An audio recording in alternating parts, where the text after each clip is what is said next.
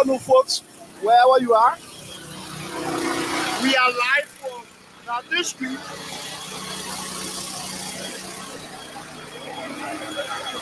So you see the fire. So it is a very heavy fire. Yeah? The fire service trying to calm the entire situation down.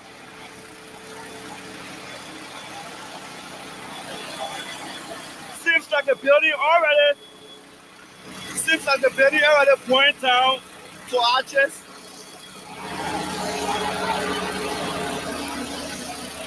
Seems like the building already burnt down to ashes.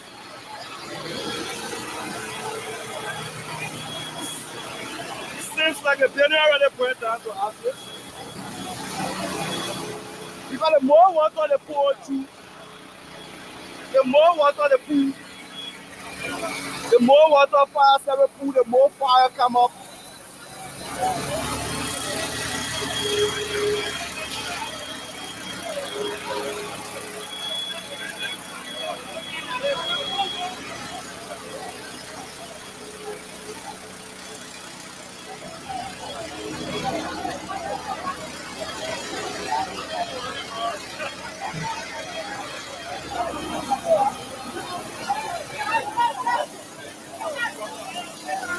So this is the team that fought the fire. You see the smoke coming up.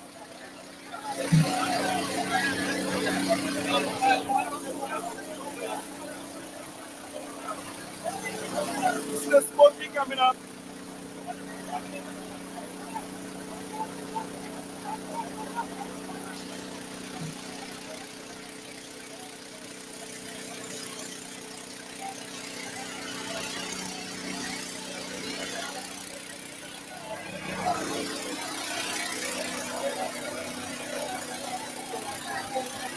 The smoke coming up. What you see this is the fire service team trying as possible best. Let me see what try to see what I can use the other route.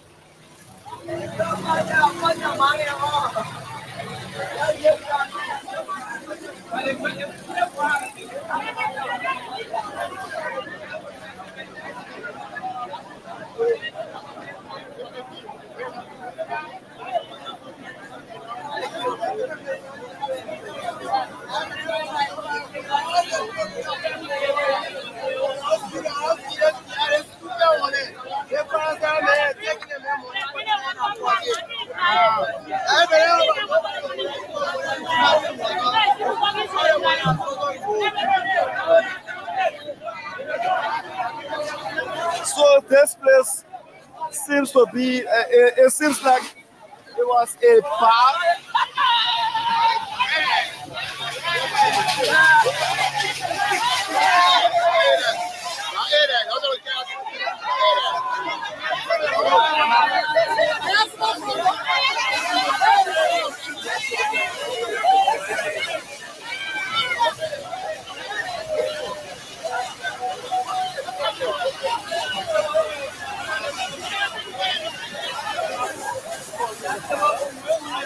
So it seems like this place was a bar.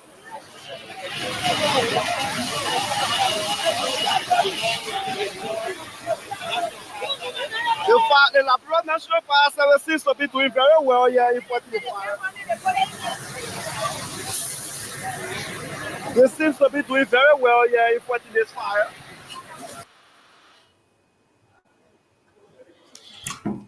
Okay, good afternoon, good evening, wherever you are. Welcome to the closing argument. Again, another edition of the closing argument. Today is February 24th, 2025, and we are live on True FM. And so welcome.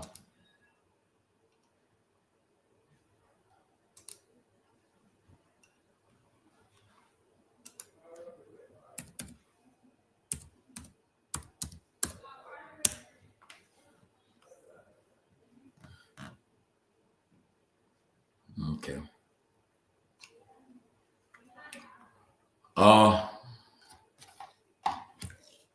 to see everyone. Hope everyone had a great weekend. Let's make today's show interesting too.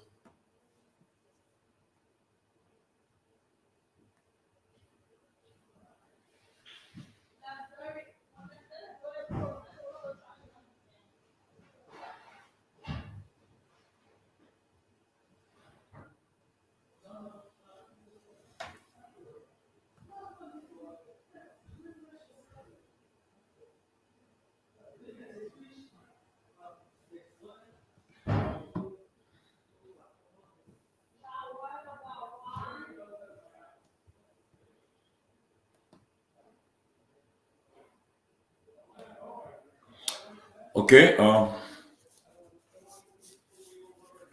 let's get started. I don't see him. There's some people around.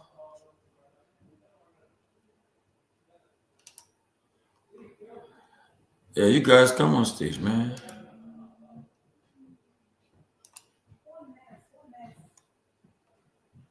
We should continue with the video.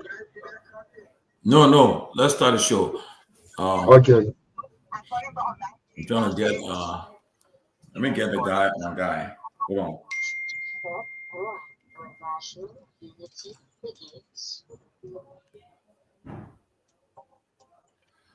Okay.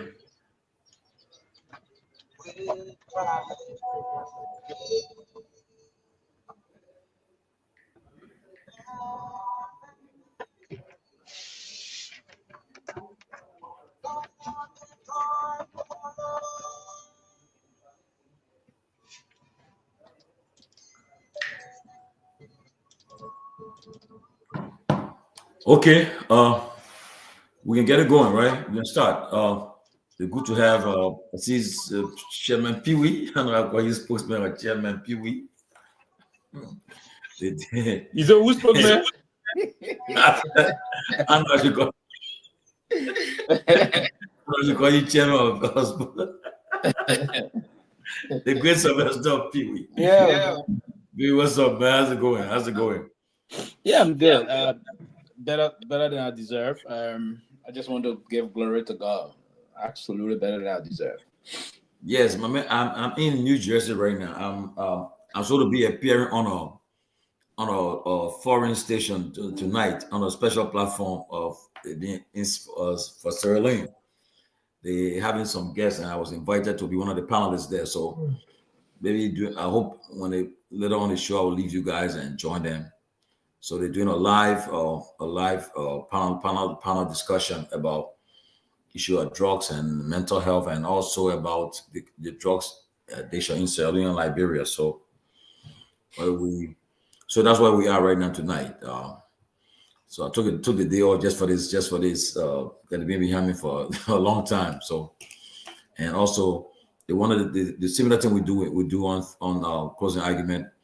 They want to introduce it to them today for Sierra Leone. So we have the live panel discussion and so forth, and carry the same thing. But I honestly know how I can see the comments now. What happened? Are we online? Yeah, we're live. Okay. Hi, what's up, Grace? Yeah, I don't see the comments. I don't see the comments. That's all. I only see. I don't know what's going on, but anyway, we live. Well, let me ask before we. But Pewee, where's the guest? The guest should be in the prepare. I thought we needed to get him some signal to come on. Yeah, I haven't seen him. That's why I'm asking. Yeah, it should be. So I think let me just let him look in queue, then we can start. Yeah, but in the meantime, let us. I don't know why I can't see this thing. I can see the comments. Yeah, I forgot. You still seeing it? I'm seeing a comment now. But if there is no comment, you will not see it. If there is no comment. No, because only the one I wrote, that's all I'm seeing. But you can see the how we can read the comments on it. You don't see it too? Yeah, because there's only your comment. Okay, I see. Okay, I see Quito Lawrence Solonte now. Okay, that means I see it coming. Okay. Okay. But it's good to be back on the closing argument, and let us, maybe we can share what's on your mind for right now before we bring in our guest tonight. So the guest tonight is a senatorial aspirant from Nima County. He's the honorable, he ran for senator, Honorable Togar T. Wonoke Fangalo. He's running for the senatorial seat that was left vacant by Senator Prince Johnson. But I also heard that this candidate, this aspirant, also contested the last election for District Number 3, Montserrat County. So I'm surprised he's going for Nimba and the whole county. So let's see what happens. He may be the underdog. You never tell. He can make some prizes. So happened in Germany. The central right conservative won. Frederick Merz. He won as the new chancellor of Germany, and he won. He came down strong against President Trump. Told him he won. He told him that he interfered in the elections, and it was not. And they didn't welcome it. And he said that they will stand strong with the European partners in the midst of America trying to isolation. So we're gonna see the new world order soon. So let's see what happens. But guys, let's welcome everybody and tell us what's on your mind so we can get it going. What's on your mind, my people? I think for me, Liberia is always beating around the clip. The issue about this international process that we face with the whole Woodabalu surrounding the USIP program, and it's a bit concerning. Listen to the Minister of Finance and Development Planning of the Republic of Liberia trying to put into place some measures that is intended to put some corrections, but he emphasized that it's going to really hit. And I knew it was going to hit because USAID got a lot of pilot programs and other areas, sectors in the direct issue is just for this peer review process they did before. I think was in the tune of the first time in the tune of around $9 million. But what the USAID actually do in Liberia is focus on a lot of international organizations having major projects in the country in terms of education, health, the school feeding programs, and the rest of that. So they create a lot of jobs in our country. And this is going to hit a lot. It's going to hit the government very high. And there will have to be a kind of a mechanism put in place to close the gap. So the government will have to be strategic to think outside the box to do the major thing, what we expect them to do in terms of taking those corrective measures. So that's basically what on my mind. But beyond that, we're going to focus today on the discussion with the Honorable T. Fangalo Wonoke. He's going to focus on because Nimba County election is going to be one of the biggest senatorial election process. The reason why the senatorial election in Nimba is very paramount is because of the weight that Nimba has. It's just like those battleground states here in this country that determine who take on the White House and the rest of that. To win in Nimba as a senator, you have a very serious stake to determine who's going to play a role as the next president of Liberia. It's very paramount because Nimba County alone, the constituents community there is huge in terms of our voting population. So we want to see those that, and it's good that we'll be interacting with all those people coming up. And let's just plan that quickly before I end here about a pending debate and among those that are nursing or already angering for the Liberian Senate of via the office of Nimba County. So to come for open debate. And just before T asked to come on, he already consented to that. I want to believe Togar would do the same, and our dear brother also. Everyone is going to come and they're going to do the debate here, but we're going to focus more or less on Nimba County moving forward. The debate has started, the game is on, and we have to create the level playing field for everybody to participate. That's the process of democratization. Yes, let's hear from Grace. One What's on her mind? Well, hi, it's nice to be here. And today is Monday. If you're on watching us, you can share the video, the podcast, because it's important for you guys to share so other people can watch. When we go back to the show, sometimes when they see when they maybe 60 shares, and you'll be playing on the platform, so you'll share the show so other people can have the opportunity to listen to what's going on in Liberia, and then maybe they could help with anything, everything. If you don't know me, my name is Grace Guar. I'm happy that we are coming to the end of the Black History Month. And I noticed that we Black people, we don't celebrate anything. The people give us a whole month in America, a whole month to celebrate us being Black. And you don't see anything going on. But when you give the Puerto Rican people or a day to celebrate, they do that. I know Cinco de Mayo or what. The people will celebrate. They will patrol the streets of New York. But it's a Black thing. This is not about Liberia. It's about the Black people as a whole. You don't see any extra celebration for the whole month. So happy Black History Month. If you notice me, I'm wearing my African attire to, showcase that I'm happy to be a Black woman and I'm happy to be here. So what is on my mind today is I don't know whether the people in the House of Representatives, the representatives, I don't know whether they are coming to a resolution. They need to do something. This thing is taking away from our country. They need to come to a resolution on how they're going to move forward, whether they're going to go back and vote in the speaker or they're going to accept Jeremiah Kun. With everything that's going on in the world right now, we don't need that to be happening in our country. Also, the police and the motorcyclists, the disagreement between them, the brutality of the police. I saw today that somebody was very severely beaten. I don't even like to see people bleed like that. I don't understand how people can hurt somebody else like that, but it's not anything new to Liberia because the people, I noticed that after the war, I was younger before the war, so I didn't notice that Liberians can be very wicked when they want to be. So seeing those things is just so hideous. I would say that in the internet world right now, people seeing that kind of stuff coming out of Liberia is so sad. The other thing on my mind before I close, I would say the budget. USAID had taken their aids from many countries, including Liberia. We are seeing now that the budget has been exposed by so many Liberians. I would give the credit to Martin Colley, one of the person that really exposed the budget.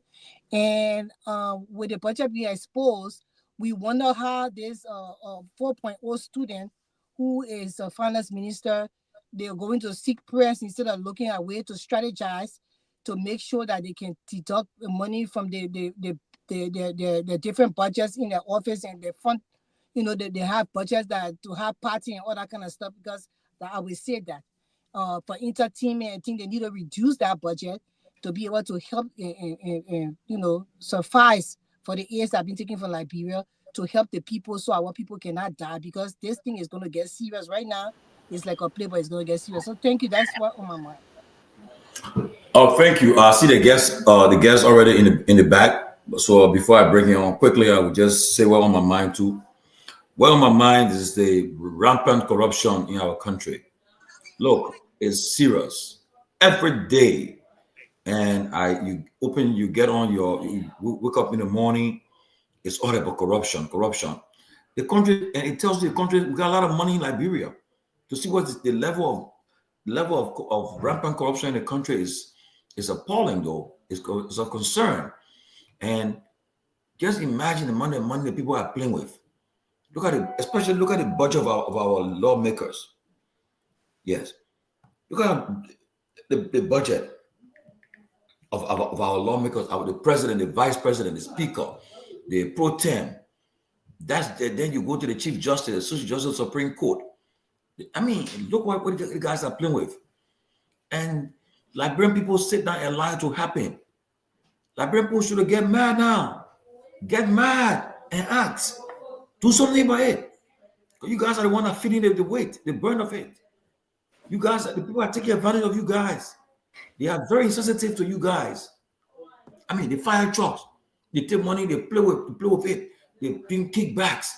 You go to the other place, they don't make us there. I mean, why are we paying for that? You go to the central bank, the governor's making thousands of dollars. One person getting paid $6,000 a month, and that includes salary, that includes the generator, that includes the housing allowance, and you name it. Then you go to the ministers, and that's why before I bring the guest in, I saw something today, and I was like, "Are you kidding me?" Minister of Finance, my own friend, he said, usage frozen development projects across Liberia are estimated at $51 million US. This means that Liberia has lost over US $50 million in aid cut from Washington. Therefore, we call on religious leaders at various worship areas to pray that all usage projects do not cancel. Look, are you kidding me? Gafwan, are you kidding me? Instead of regulating Gafwan, go to President Boyka, your convenient emergency cabinet meeting, and you guys look across the board. President, we are called the leaders of the legislature, call Speaker Kofa, call Pro Tem Yombly, and say, look, we got to get things cut right now. It's serious. We got to cut our budget. We got to find a way to eliminate all this waste, fraud, and abuse. That's what we need to do, because it's affecting us. This is going to affect our economy. But instead of doing it, they take it for a joke. They're still running, flying around. The trips you cannot go on, you do Zoom. Okay? You do Zoom. But it's serious though. And until we can put our acts together, this is going to get worse. With that being said, but before you go quickly, even the Ghanaian president, what he did was, I mean, the Minister of Finance shouldn't be seeking Guar intervention on this process. Exactly. What the president instructed the Minister of Finance to do in Ghana is to bridge the gap. Now, bridging the gap. Now, in Ghana is around 100 almost something $million usage and support. The president have instructed the Minister of Finance to bridge the gap of that amount, find it, and close the gap somewhere in the budget. That's what you do as Minister of Finance and Development Plan. You have to be strategic. You have to think outside the box, not to call Guar intervention, because Guar is going to bless everybody and this and that. No, but it's not only your creativity. You have to be creative for Guar to come and sing. So put in the measures, and then you get the fruits out of that process. But you can go on to bringing a guest. When the guys are stealing money, they don't think about God. They do it with impunity. They do it with wickedness in high places. The Bible says, "For wrestle not against flesh and blood, but against principalities, against wickedness in high places." Ephesians 6:12. That's what we see happening. But with that being said, let me bring in perhaps the man who will become the next senator of Nima County, the Honorable T. Wanake Fangalo. Oh, I got it right. No, Tobar Wanake Fangalo. Tobar Wanake Fangalo. That's correct. Welcome, Honorable T. Wanake Fangalo. Who potentially, wouldn't know, everything is shocking nowadays, will become the next and perhaps the youngest senator from Nima County. Welcome to the youngest. Okay, thank you very much, Tamani Josh and Grace and Sylvester. Thank you guys so much for allowing me the opportunity to partake in your show today. As far as becoming the youngest senator from Nimba, I'm not sure about that. I look quite young.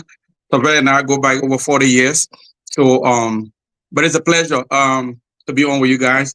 I just want to piggyback a little bit off of what Grace said, and also Tamani, what you said with respect to the issue of waste. And when you guys were talking about what's on your mind. For over 10 years now, I've been writing various articles in newspapers in Liberia. The problem that we have right now with the budget that you just talked about, I think that problem began in 2012. I believe, if my memory serves me right, 2012 was the first time where what they got now, what they talk about, a couple thousand for gas, a couple thousand for housing allowance, and all kind of, it existed before 2012, but it just skyrocketed. And we wrote, you can go back and Google my name in, I've written so many times in Front Page Africa about the issue of waste. I believe that there is an issue of moral and maybe legal and just overall social unfairness and the issue of how people seek political offices so that they can enrich themselves. Go back over the last 10, 15 years, and you will see regular guys who are like ordinary community dwellers. Some of them without college degree. They will go and say, oh, I'm the ordinary guy among you. I, want to go and be your voices. And then you look at that and you choose them. And then when they get to public offices, shamefully, they become some of the richest Liberians that you can find in the next 6, 7, 8 months as a result of corruption. The Constitution of Liberia is very clear from Article 6 to 8. It says, above all else, the mass education of the Liberian people shall be the primary objective of the Liberian government. So if you care about Constitution, that is the topic for me, and that's what's on my mind in this moment. The issue of Constitution. So let me tell you something. My foundation, the Foundation for Human Rights Defense, in 2021 in Ghana, there was a man named Joe Colette. This man got into a pit sawing contract, verbal agreement with a lady. And the agreement was that on May 10 of 2021, he was supposed to go and do some pit sawing. But something changed on the lady. She advanced him $1,500 Liberian dollars. And then sometime around May 6th, she came and said, oh, I want you to go tomorrow, meaning on the 7th. So Joe told her that, oh, I got prior obligation. I cannot go on the 7th. We got to wait for the 10th. He grabbed him by the belt straps and said, oh, you know who you're playing with? You know I got connection in government. If you don't go, I will teach you sense. That was all the crime that Joe Colette committed. The police came. The woman called the police. And when they came, she said, I want you to beat him and teach him sense. They beat that man and they murdered him. And the police tried to sweep that case. If you go to Supreme Court now, today, 3 years later, there's a case there called Togar T. Fangalo versus Republic of Liberia. I sued the Ministry of Justice and the Liberian National Police in that case. Today, as I speak to you, we got human rights investigators all across the country. Maybe but 3 counties. Out of the 15 counties, about 11 counties right now, we have human rights investigators and we are monitoring. I will say here to you unequivocally that in every January, the United States Embassy report that come out, we contribute to almost close to 40% of the information you see in that report. We've been quiet about these things because we don't do it for political relevance. We don't do it. We feel like in Liberia, considering all of the things that are going on, that's the least that we can do. I am the one who went to jail 30 years ago in Danane. 1994, they jailed me for something I didn't do. I was just a young guy. And I don't speak French even to this day. They passed a new law in Cote d'Ivoire at the time. They said nobody go to the post office after 12 p.m. on Saturday. And all the crime I committed was that I didn't understand French. I didn't know about the new law, and I went there around 3:15 p.m. They grabbed me, they threw me in jail, and they said ignorance to the law is no excuse. I say these things to say the issue of Constitution, the issue of human rights, is something that we overlook every day. And many of the persons who yesterday, when George Weah was in power, they were complaining about issue of abuse of power, issue of violation of laws, are the very people who turn a blind eye to what Article 6 of the Liberian Constitution says. To have a government where so many people are struggling. Teachers, I was a teacher also 25 years ago, calling me youngest to be senator. 25 years ago, I was a teacher, and Sylvester knows that. Okay, I taught many schools across Pinsville. My first salary as a teacher was $10. It was 500 Liberian dollars at the time. The rate was $10. So teachers exist in Liberia right now who cannot afford to send their own children to school. When their kids are sick, they got to figure out, do we give the kid good and decent meal so they can not go to bed hungry? Or do we focus on their health care? Or do we focus on their education? All of these things are going on in Liberia. Healthcare center, a little girl from my hometown in Nimba died 2 years ago right at the gates of the Kehleboe Hospital because she ran out of oxygen in her body. Lawmakers are making so much money. The president of the United States, who's the highest paid official in the American government, makes about $400,000 the whole year. But you got senators in Liberia. The other day, this guy or some ministers were on central bank. The central bank, officials were on a public show, and they were talking about how much they make. I think the Senate was speaking to them. The guy had the confidence to sit on national TV and say, "Oh, it's just 10,000 plus 5,000 plus blah blah blah blah blah." So all I'm saying here is, when you make so much money while other people struggle and suffer, you are not only being unfair, you are violating the Constitution. Because that one clause, that one article that says the mass education of the Liberian people shall be the primary objective of the Liberian government, is something that generations of leadership in Liberia have overlooked. I'm an activist, I'm a human rights advocate. I've been doing that for the last 15, 20 years. Why did I decide to go into politics? Because we got lawsuit upon lawsuit in which we have won cases against the Liberian government, beginning with Ellen Johnson Sirleaf. I started suing the Liberian government. I can go in this closet right now and show you cases that I got in the Supreme Court. They will step on these cases. You win the court, the case in the circuit court. Then when you get to the Supreme Court, Liberian government lawyers will tell you, we will step on it. They will look at you in the face and say, we'll step on it. And all you need is assignment date. There was a case against Joe Colette, involving Joe Colette, the man, the murder in Ganta. We sued the government in St. Colette. First of all, their lawyers, one of them is a judge now in Sando. They told our lawyers that we'll drag this thing until your resources run dry. And this is something I do without any support from anywhere. I do it out of my pocket. Here in America, we push cartoon, we do this, we do that, working 2-3 jobs to provide opportunity for ordinary people because of what happened to me 30 years ago as a young man. My story, nobody was going to know my name because the Ivorian government wanted to jail me for 30 years, of 20 years. The last campaign in Monrovia, I saw a guy who had a newspaper from Danane in 1994, from that protest. He came and gave it to me. I still got it in my office in Monrovia right now. I say these things to say that we can talk about the issue of waste. We can talk about the issue of corruption. All of these things, for me, the one word that summarizes them is the issue of constitution and human rights. Because our public officials are violating the law, and nobody is holding them accountable. The court that we should look to for justice, when cases get there, look what's going on now with the House of Representatives. Okay, Mr. Gongloe, let us ask some questions. Okay. Yeah, I want to take it from there. Yeah, from that perspective. So Absolutely, absolutely. Yeah. Okay. So going back home. So let me start this quick. Yeah. Yeah. Go ahead. Okay, Mr. Gongloe, it's good to see you. Thank you for Pleasure. the intro. I know when people heard about you running, people are saying, I mean, people already started to make judgment, overlooking you and so forth. But okay, good for them. But again, I won't in politics, I don't overlook anyone because we have seen a lot of surprises in our political sojourn.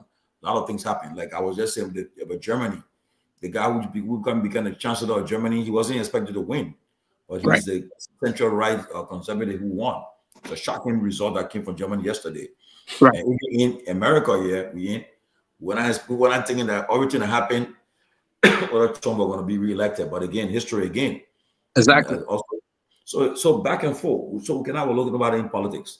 But my question is, looking at the Lima race right now, you have the government thinking Togar will be the candidate. From what I heard from the VP, they're the government candidate, I believe. All of these names, former Superintendent Gongloe, and Edith where Gongloe is running to, I think, and we have Yelu. All these guys been in government, they be in high government positions and so forth. But people hearing about the name T. Wanake Fangalo. The only thing I asked you when people told me about you, I said, well, he must be the former Sweden and Gabriel Fangalo, Ambassador Fangalo. I'm sure that I relative from there. So that's where I run. So based on your ancestry, so I look right away.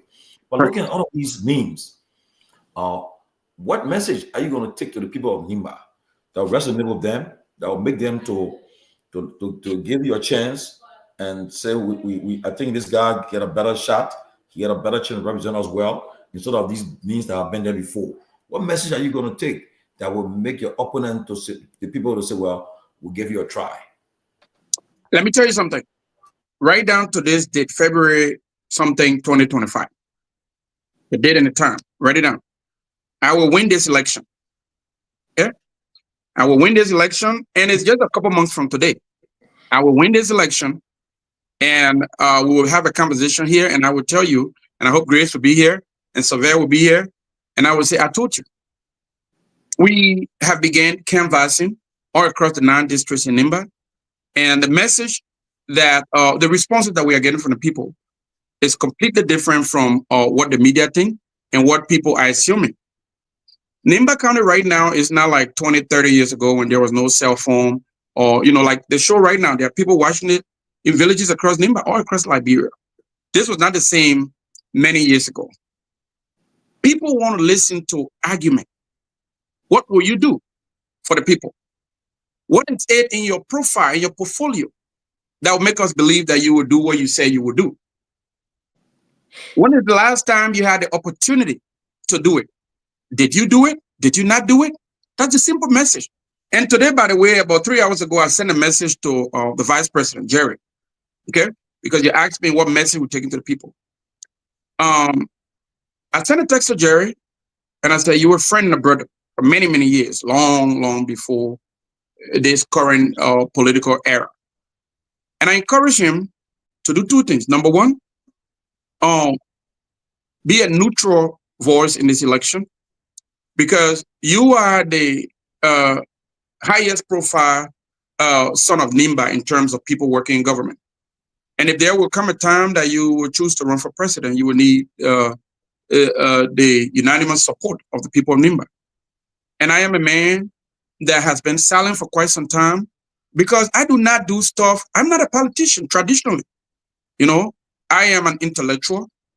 I am an activist. I am a civil engineer, and I'm a businessman. There are many things I've done, and not to be braggadocious here in this moment, but all of these persons you name right now, you name the Kehleboe Gongloe, you name Sam Togar, you name some other persons, Yellow, Garrison. You can put all these people in one box. The investment that I have in my own name in Liberia right now, the tax that I pay to the Liberian government, all of them combined, including stolen money, they can match up to half of what I have in Liberia right now in terms of personal investment. I'm currently investing in a university. I'm telling the people of Nimba that your sons and daughters have to be able to go to Monrovia and compete with the best and the brightest that Liberia had. You have to be able to go to the United States, to Europe, outside of Liberia, and be able to compete with the best and come back here and contribute to the development of Nimba County. So that is my message. The university project is there.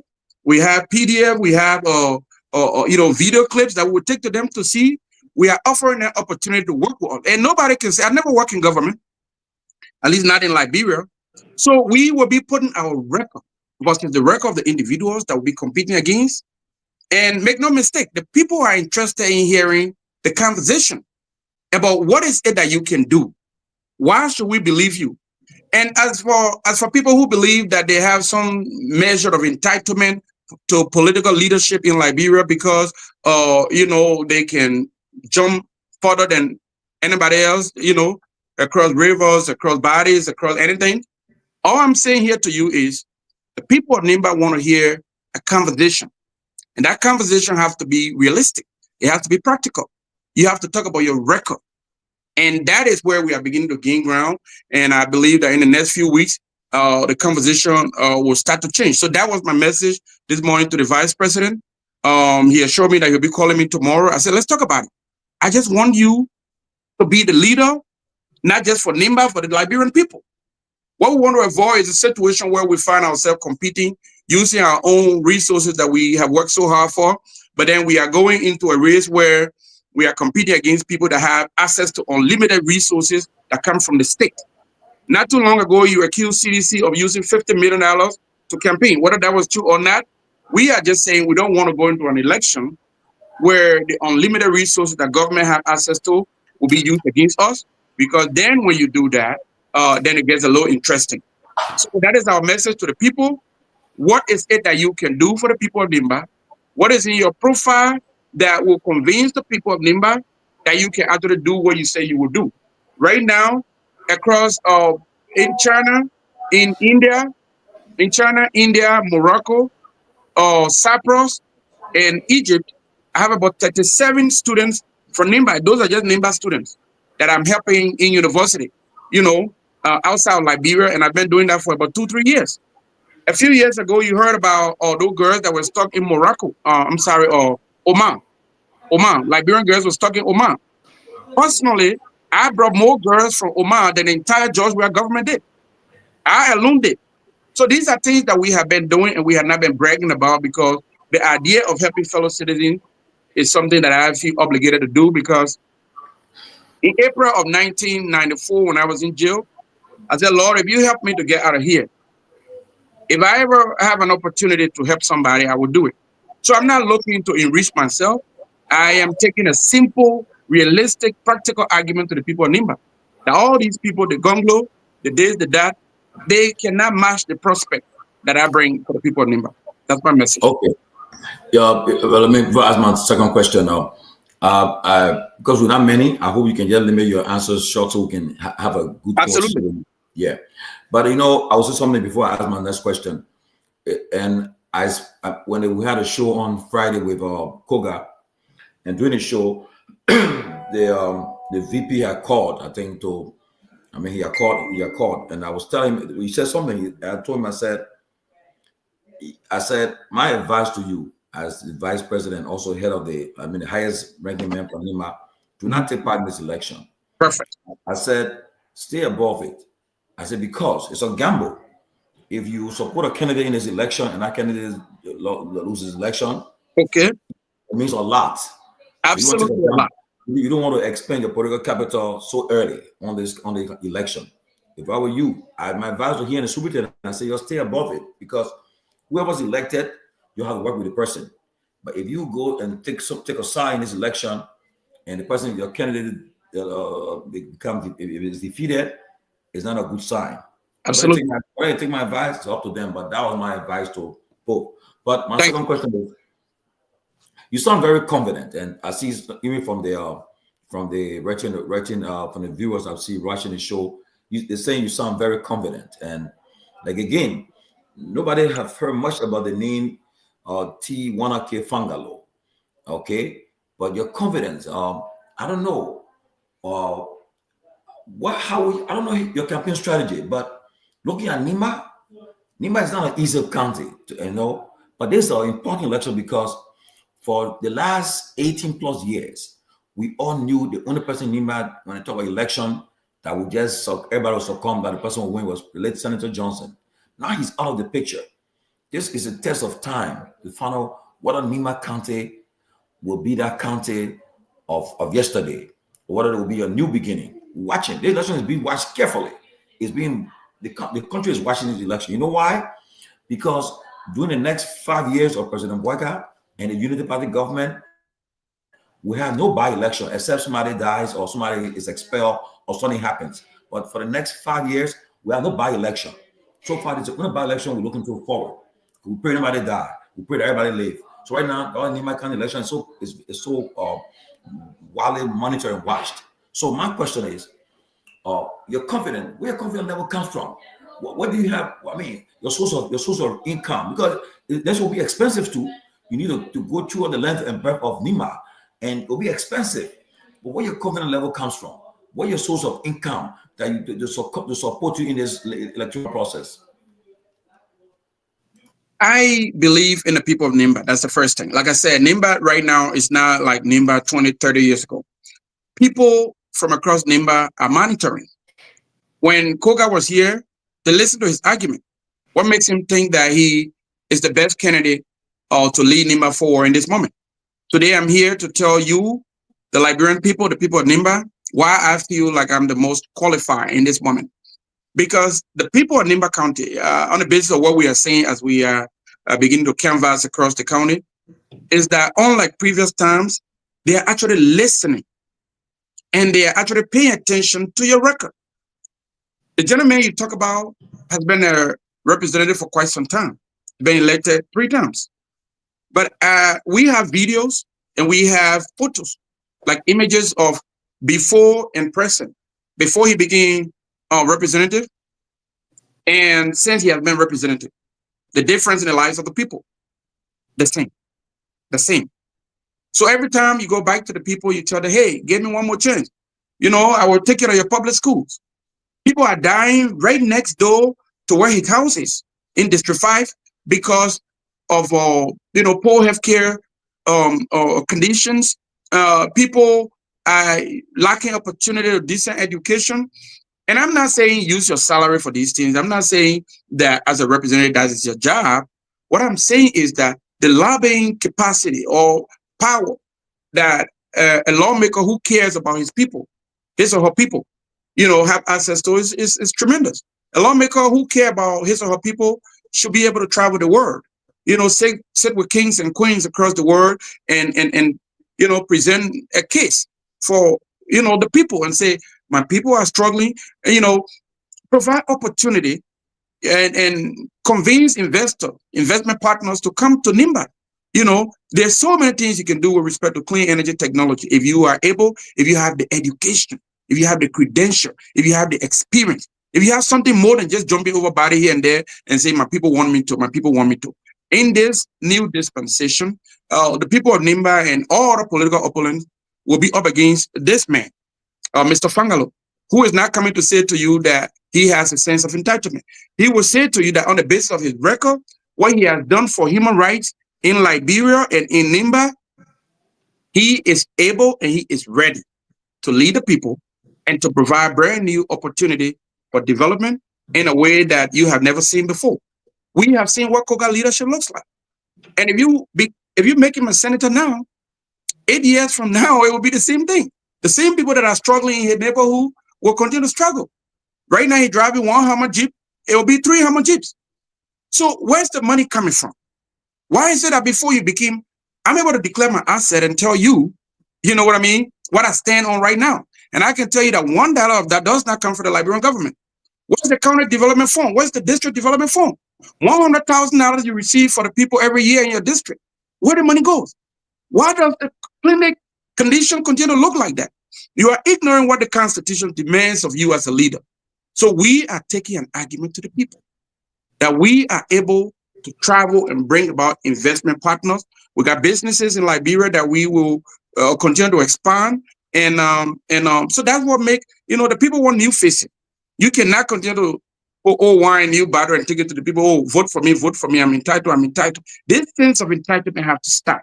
If the people of Nimba County have to believe in themselves and believe, you know, in a new opportunity, they have to look in a new direction. That is my message. Yes, Pewee. Look, Grace, go ahead. Okay. Thank you, Pewee.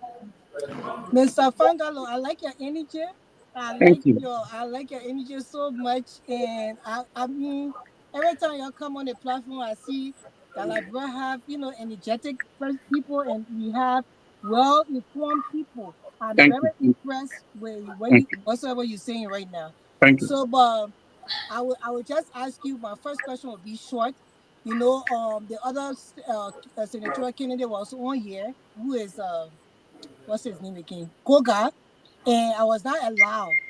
I know in interviews supposed to ask a question and then the person can say I refuse. As soon as I just open my mouth, the panelists, the Togar said they just shut me down when I allowed. But I would just want to say to you right now, tell us who is Nyenwolo Fangalo.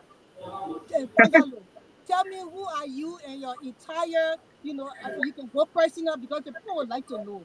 You owe it to your content to tell them who you are, even in your personal life. So go ahead. Okay. So I'm the nephew of the first superintendent of Nimba County. I have a very long political connection to Nimba County. The very first superintendent of Nimba, and I believe the 5th superintendent of Nimba, Gabriel and Joseph Fangalo. They were my uncle. My father, for 37 years of professional life, he was a classroom teacher, and then he was a principal, a district education officer, county education officer, and then a district representative from district number 3 in Nimba, Myean Fangalo. I'm the eldest son of Myean, the late Myean Fangalo, the representative from Nimba County. I was raised by my uncle Peter Wanake, who became one of the first Liberian persons to travel to Italy to study about hospital administration, to come back to Liberia and help develop JFK and the National Drug Service. So that's the background that I come from. I'm a Gil, man. A lot of people believe in this moment that the winner of this election will be a Gil man, and I hope that will be me. My mother, Doris Wanake, from the Mano tribe. My father, the late Myean Fangalo, was a Gil. I am a professional civil engineer. And like I said, I am a human rights advocate. I've done that for over 2 decades, almost 2 decades now, about 17 years. Many years ago, I was a classroom teacher. I am a businessman. There's many things about me. My confidence that you talk about is because I am much more appreciative of the idea that people are looking for answers. People are not just, being carried away anymore by the sense of entitlement. The Togar gentleman you talk about, I want to see portfolio for portfolio, profile for profile, education for education. Whatever else that I can mention. How can he match me? Personal development agenda. What is it that you have done before you became a lawmaker? And what is it that I have done that I can say, hey, if you make me a lawmaker, this is what I will expand on. I just talk about the university that I'm constructing. In Tower Hill right now, I will be the first, when I complete that project, I will be the first Liberian citizen ever in the history of Liberia to put his hand in his pocket and build 100 houses, estate, that I'm building right now. These are things that you've not heard about because I don't want to be boastful to just talk about things. But in a moment where people will begin to ask questions, why should we choose you? Why should we give you power? It is because of the housing crisis in Liberia. Look at how many people are being evicted because they can't afford. The government is supposed to be investing in affordable houses. So many people, the same people you go to every time to vote for you, they are struggling. They don't have roof over their head. For that, I decided to invest in 100 houses in Tower Hill. That is an estate that is called the T. Wanake Premier Estate. That's what I'm building right now. I began that project 3 years ago, and hopefully before the end of this year, we'll roof all the buildings and we'll look for the most underprivileged among us. Whether you are a Nimba citizen or a Grand Bassa citizen, wherever you come from, just be a Liberian person. We gave you an opportunity to live in one of our homes at a very affordable price. We want to take that same project to Nimba. The university that we're building right now in Fendel, we want to also extend that, a branch of it to Nimba. These are things that I have done, that I'm doing as a private citizen. And our messages are beginning to resonate with the people. People are going, people are going to our sites and seeing our projects. The next time I'm on your show, I will, upload a whole clip of what we are doing. These guys that I'm competing against, all they got to say, Zegwe, what is that? So we want to bring a new energy to the people. We want to talk about credentials. We want to talk about qualification. We want to talk about law for country. We want to talk about law for county. And we want to talk about our expertise. That is the message that the people are beginning to listen to, and they are beginning to get excited about it. Everywhere in Nimba County that my flyers have gone, people on social media are calling me, where have you been? Come now, we need you. So I can show you screenshots from my Facebook inbox about how the people are relating to our message. So let's say Koga sit there and say he will win. Okay. See, yeah. Thank you, Mr. Fangalo. But Yeah. just a follow-up for I see my Yeah. second question. But Yeah. Mr. Koga came here and he felt entitled not to answer or question whether he was married and whatsoever was the case in Supreme Court concerning his life. Now, Yeah. I want you to tell the Nimapo, do you have kids? Are you married? Because the people need to know these things. Ooh, I have many children. I'm a father of 7. Okay. I'm a father of 7 children. 4 of my kids live in the United States. 3 live in Liberia. I have 2 girls and 5 boys. I'm currently divorced. Okay. I've been divorced for quite some time now. I hope to be married later this year. I'm working towards that. Congratulations. Thank you. I have a solid relationship, and I hope to be married later on this year. But yes, I am a father of 7 children. Thank you. Thank you so much that you were able to speak to that. At least the people know that you can Absolutely. answer that question, that you don't feel entitled. But Thank please, you. this is my last question to him. Now, I want to know what Go your three ahead, Grace, go ahead. priorities. I want to know what your three priorities of improving the lives of the residents of Nima County. The first three priorities that you have to improve the lives of the people in your county. The first thing is, when I am senator for Nimba County, anybody from anywhere in Liberia, from anywhere, if you come to Nimba and you think that you can walk up on the people, violate their right, disrespect them, and treat them poorly, you have me to encounter. The Foundation for Human Rights Defense has been operating in Liberia for quite some time. I am the international director, the executive director for the Foundation for Human Rights Defense. All we do is we go look for cases where people's rights are being violated. So the issue of human rights. The people of Nimba, just like I did in the case of Joe Kule, they can rest assured. You know, all of the cases of abuse of power where somebody just walk up on you and just treat you so poorly, using the power that you gave them against you, the people of Nimba County can rest assured that now they have a senator who is not just a senator or a human rights advocate first, and who I have all of my lawyers, the services that they perform in our cases, it's pro bono.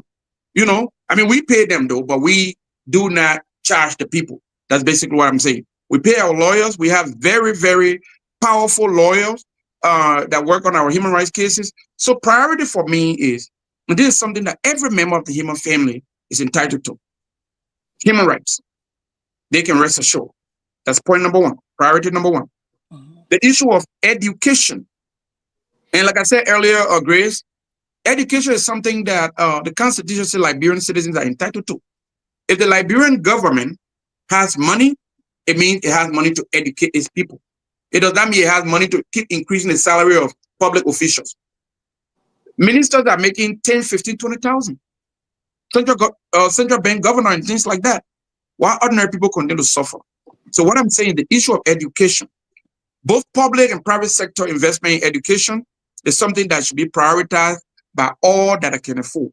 So for me, both personally and also using, you know, or lobbying power in government, the issue of education is something that the people of Nimba can rest assured that what they will begin to see, the change that they will begin to experience in their lives, when I am their senator, it will be different.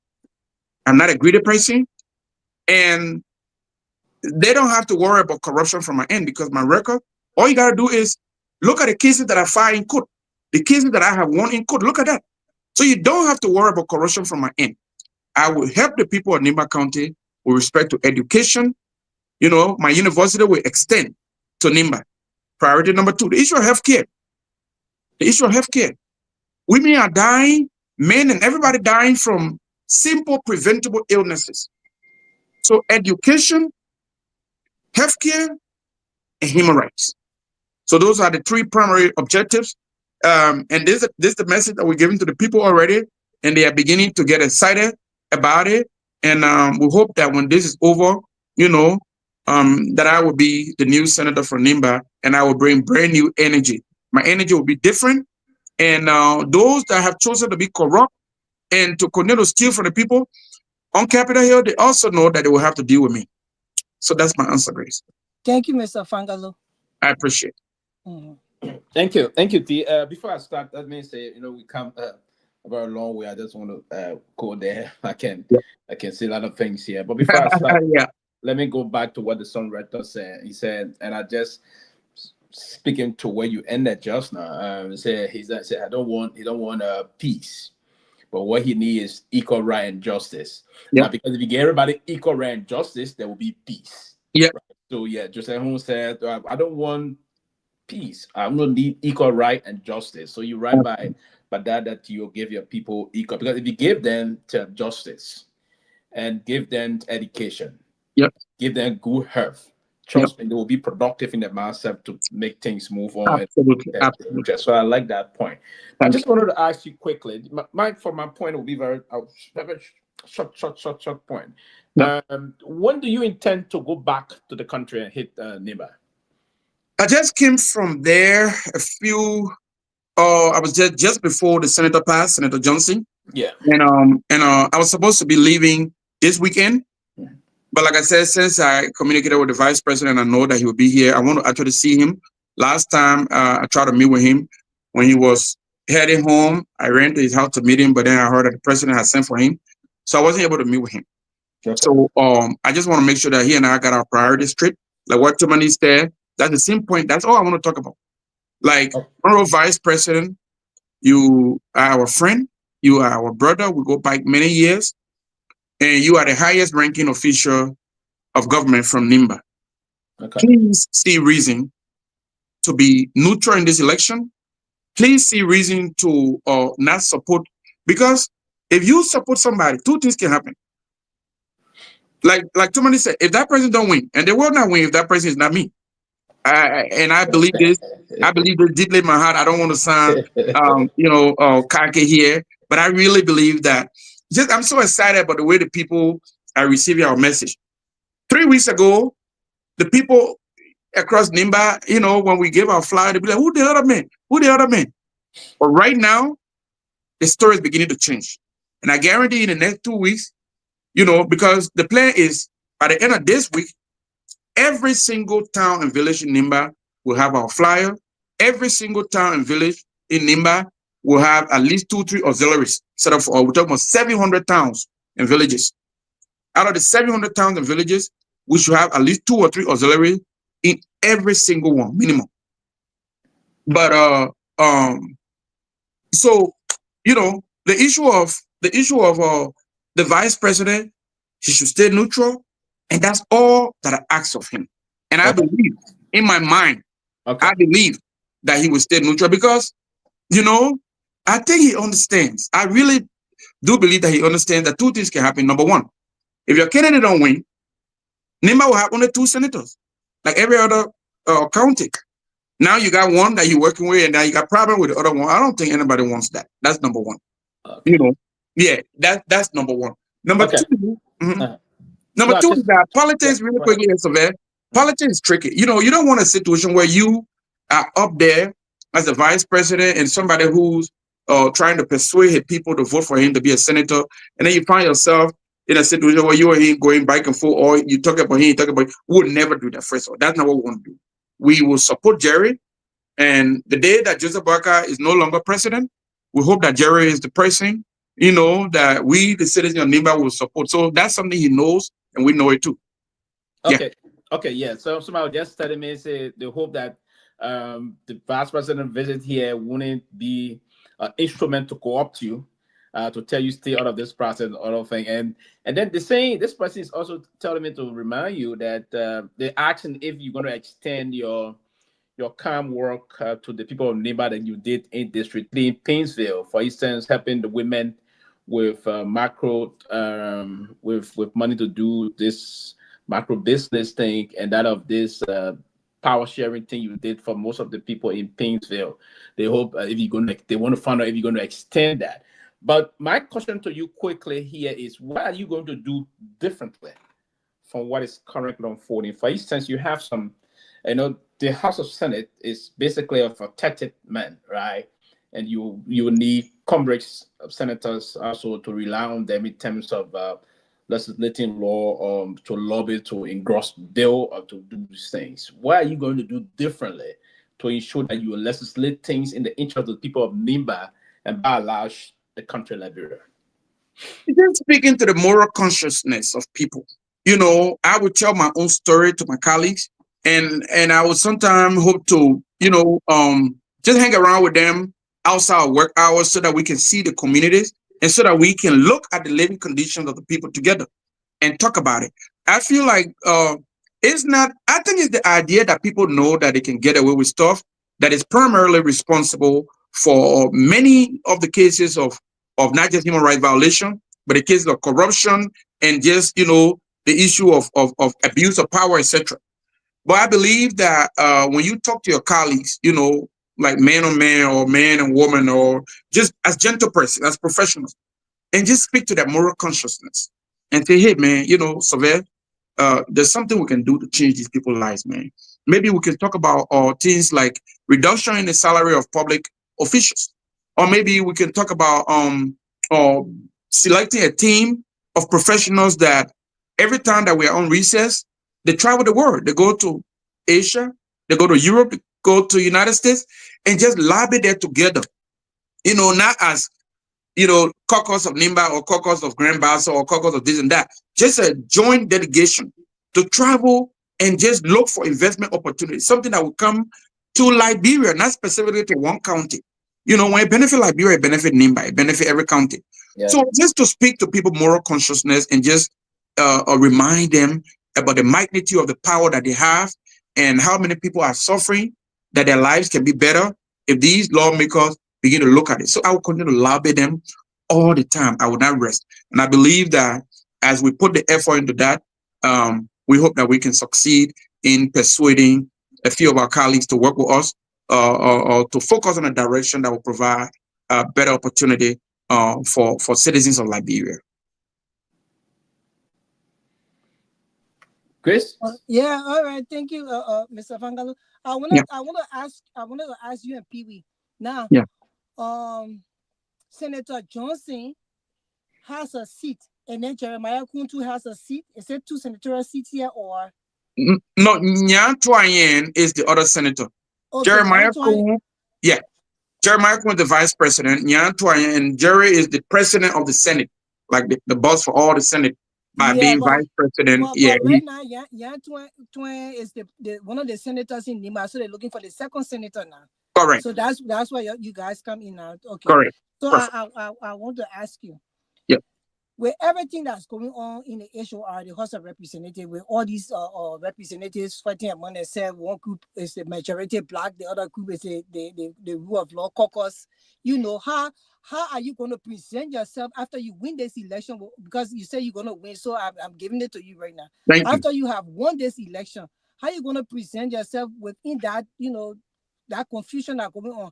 How will you, talk in the Senate to help these people to be able to get to a resolution of what's happening in the HOR? Because I just feel that the Senate and maybe the executive, they are not trying to intervene, and this is taking too long. They don't have to intervene on the books, but they can call in the back and have a meeting to have a resolution to this. This is disgracing our country around the world. I know what I'm talking about, because I heard other international people talking about this. So how will you go into the Senate to convince your counterparts what to do to help these people in the House of Representatives to come to a resolution? And Grace, what is going on is so frustrating because the lawmakers, they broke themselves down into the rule of law caucus, like you said, the minority block or the majority block, whatever. And then some time ago, one block, the majority block, I believe, was around RLJ or somewhere, and they spent a lot of money. They spent a lot of money over there, like I said, money that the ordinary Liberian people need. They wasted it. So the same response that I gave to Survey is like the issue of people moral consciousness. Just take some time and talk to them. Let them not feel diminished. Let them not feel disrespected. Let them not feel overlooked. But just speak to them and try to give them reason to look at how things can be better for all of us Liberian people if they work together. Point one. Point two, I believe that they should keep filing the necessary paperwork in the Supreme Court so that the Supreme Court can clarify its ruling so that it can be a little more definitive. I know that it likes to stay away, the Supreme Court that is, likes to stay away from, you know, these kind of engagements because they don't want to be seen as influencing something. But that's the highest court in the land. Where will we go? So I believe that the necessary paperwork has to be filed so that the ruling that came out over a month ago, so that the Supreme Court can interpret it properly, who is the speaker or what needs to be done. And the gender person over there, I believe too that if I'm over there as a senator, you know, they will all be my colleagues. I'll continue to lobby them to look in the direction because the confusion is just a chaos. It's a very chaotic situation right now, what is going on in the lower house. And yes, it takes away from our dignity. It does not reflect properly on us as a civilized society. So they need to think about these things and look for a way out. And I think for Nati Kofa to, you know, this thing right here is getting to a place where he has to prioritize resolution. He has to prioritize, you know, what will end this problem. And I don't mean to call him out in any way. I'm not calling him out in a disrespectful way, but I'm just saying if there's more that he can do to bring this thing to an end, he has to do it. What it means, trying to get some clarity from the president or from the national government or from the Supreme Court through filing people here, lawyer. You know, that has to be done. But something has to happen so that all of the 73 representatives can work together the way they're supposed to work together under one gavel to be able to deliver on the promise.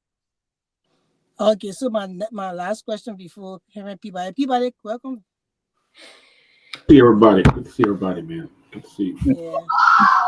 So now, my next question is, how do you plan to enhance infrastructure such as roads, electricity to benefit the community? Because in Liberia, the dusty road has taken over. It's been so long, and the people cannot get to just paving the roads and even the highways to connect the different counties for the people to be able to, do their businesses, for life to go on as normal, because the dust is too much when it rains, and then the roads, So what are your plans to help the people with these kind of things? As a civil engineer, when I ran for representative last time around, that's one of the things that I had began putting proposal together for. As a civil engineer, one of the things that I can think about, like for instance, here in the United States or in Europe, I believe that when it comes to road network, in as much as we argue that the government needs to cut down waste and spend the money, appropriately, I also believe that we can bring in private sector investors, to introduce, for instance, people that will rehabilitate our road, that will reconstruct our road, and get benefit long-term over the toll system that we have here in the United States. I believe that personally, as an individual, sometime in 2023, I talked to several companies. But when you are not when you don't have the bargaining chip, like when you were a lawmaker or you were vice president or you're president or you a minister, when you are not in such capacity, it's kind of difficult, to have access to deep conversation with private sector investors about, construction companies from around the world that can go to Liberia and actually, collect sectors of our road and just, develop it. You need government backing for anybody to sit down and have substantive conversation about road project where they can build your road. There, one or two company, SFS or something, one of them had like a 2 or 3 kilometer, 3 kilometer, 10 kilometers, nothing. That's not what we're talking about. We're talking about several miles of road. You can find private sector investors. It's not difficult. These investors just need to know one thing, that the country is stable, that investing in the country does not make them look foolish, because you don't want to invest in a place where the next thing there's chaos, or when somebody don't get their payment and they go to court, lawyer for the government can say, oh, we'll step on the case, we'll drag it forever, like how we got our cases in the Supreme Court. People want to see that the judicial system is reliable, that when something goes wrong, they can run to the court and they can find remedy at law. These are all of the various ramifications that must be highlighted, that we must be sure to when you go into conversation with partners, that's what they want to know. If I go over there and invest, I put 1, 2, 3, 4, 5 apartment buildings down there, to ease your housing crisis. People live in it, and they don't pay my rent. Would I have a man come to me and say, oh, you know who you're dealing with? Like banking charge the other day, you know who you're dealing with? Is there a system for remedy? What guarantees these things? So that's where the government comes in. There's so many projects with respect to infrastructure, even water. There is water and sewer can do so much more. Look at the river just before you get to the airport. That's something we have talked about, having conversation with partners. When I was running for representative, my plan was that if I was going to win, I have property right near that river or the Young River, so that investment partners can come and harness that water. You build a water treatment plant, you can treat that water, run pipeline, and you can supply people water along the whole highway over there. That's something that even water and sewer should be looking into, or maybe people that are in government, representatives and senators from that area, can look into convincing foreign partners to come and invest in. There's so many opportunities, There's so many opportunities that can be brought to the people if their representatives and their senators can prioritize their best interests. All right, good to see you, Mr. Wanake. Yeah. Thank you, Peabody. Yeah. Good to see you. Welcome, my brother. Good to see you. Yeah, thank you. the election in Nima is a very crucial election that's taking place. They want somebody to fill in the gap. Former Senator Prince Johnson. One of the concerns that the people of Nima have always had is that you have Mita Stew, $1 billion stew coming in that place, and they have not benefited a lot when it comes to from Mita Stew.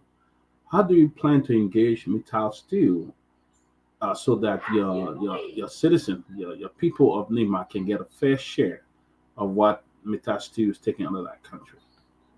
Now, this year, I must give credit to the Vice President, Jeremiah, Vice President Jeremiah Kuhn. That's one area where he had made significant progress, in terms of, Meta Stew used to bring down to people that will do housekeeping for their staff or almost anything that Liberian persons can do. They used to bring them, at expatriate and pay them so much money. And Jerry has been very, very influential with respect to, working with them, with the Meta Stew team, to be able to employ, to reserve certain opportunities for the people of Nimba. And that's one thing too, I'm glad that you brought it up. That's a $1 billion investment project over there.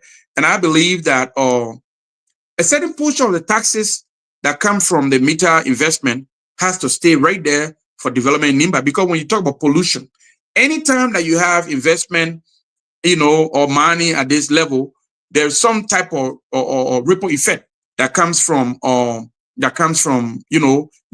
after effect of the process. And so since the people of Nimba are the victim of that, I believe that their leaders, the lawmakers and the senators should begin to have decent conversation about what percentage of the tax that is paid by Mita should stay right there for development project in Nimba, and to advance or to increase that amount, and also to advance the conversation that I mentioned earlier that Jerry has already started, which is there anything that people from Nimba can do so that you cut down significantly some more on the employee that you are bringing, the expert that you are bringing? You should only focus on bringing experts, or either A, because nobody from Nimba can do it, or B, you balance it to the extent that if you have people from Nimba, like engineers and different, people with different qualifications from the county that can contribute to your investment so that you make your money, but Nimba benefit, I think that's something that Mita will pay attention to. And the leaders of Nimba County, I think they need to advance that conversation as well. Let me ask you this. Is Vice President Cohn supporting your candidacy? Oh, no. Like before you came on, Dr. Peabody, I said that I have messaged him. I'm hoping to talk to him tomorrow in more detail. All I want from him is neutrality. Neutrality. We have heard that he will be or intend to support Togar. We feel like that would not be fair because when the sons and daughters of Nimba County, when they are competing for elected office, give the people a chance to pick the best among the rest. But when you come with that heavy hand and the powers of the government, to support one candidate, we feel like, I'm not asking him for his support. I mean, obviously, we hope that he will support somebody with me. But what would be fair is for him to play a role of neutrality and not try to tilt the scale in any way. That's all that we ask of him. Let's go out there. Let's send Togar put his credential out there. Kehleboe Gongloe and the rest of the candidates. Let everybody put their credential out there and make a fair argument to the people of Nimba and let them choose the candidate that whose message they believe the most. I believe that is what is fair. So Senator Togar is saying that Representative Togar is saying that he's the most popular man. His name is a household name everywhere he goes in Nimba. In fact, he said anybody could go behind me and just ask for the name Senator Togar, and they will see what he's done. So what sets you apart from Senator Togar? Dr. Peabody, here's the thing. That's the sense of entitlement that we just talked about not too long ago. To go and say, oh, I'm the most popular, oh, I've been, elected 3 times, oh, during the funeral, I'm the only man that jumped over Prince Johnson's body, or this and that, and speak all those ridiculous stuff. That's not what will advance the interest of the people of Nimba.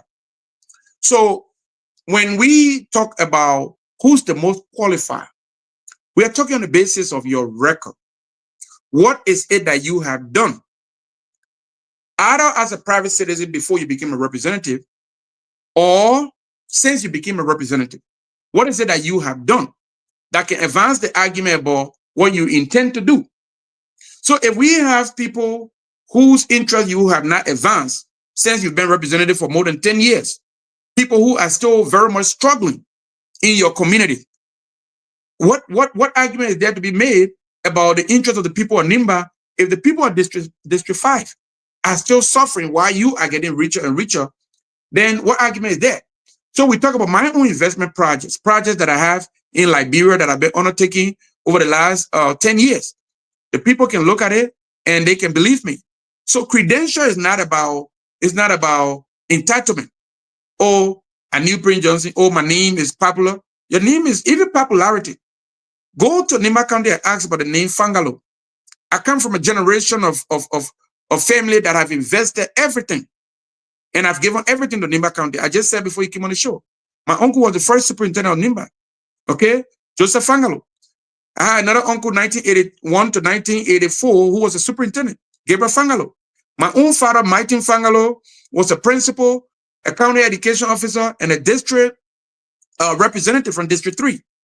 So when you talk about household name in Nimba, Togar is a brand new name to Nimba politics versus the name Fangalo. And I stand on the shoulders of great hero who came before, and I'm proud to be a Fangalo. I'm proud to say that what my family have done across Nimba County over the years, you cannot measure it against, Togar. Yeah, my people have provided real serious opportunity for the Nimba people over the years. All right, let me go one more question, then we'll go to Sylvester, and then we'll come back to you. But Mr. Fangalo, yes, that name is a household name. I know a lot of Fangalo. I remember the name Gabriel Fangalo, and I know a couple of Fangalo. I think one is in London, and another place I know some of them as well. Yeah, one is in South Carolina. I know him very well. Yeah. But so that's a household name, Nimba. But the people of Nimba, what's one thing you believe the people of Nimba need that no other politician have done for the people of Nimba? We have Prince Johnson, we have Kong, we have everybody. What is one thing that other politicians have not done that you will do at this time? Oh, you talk about Prince Johnson.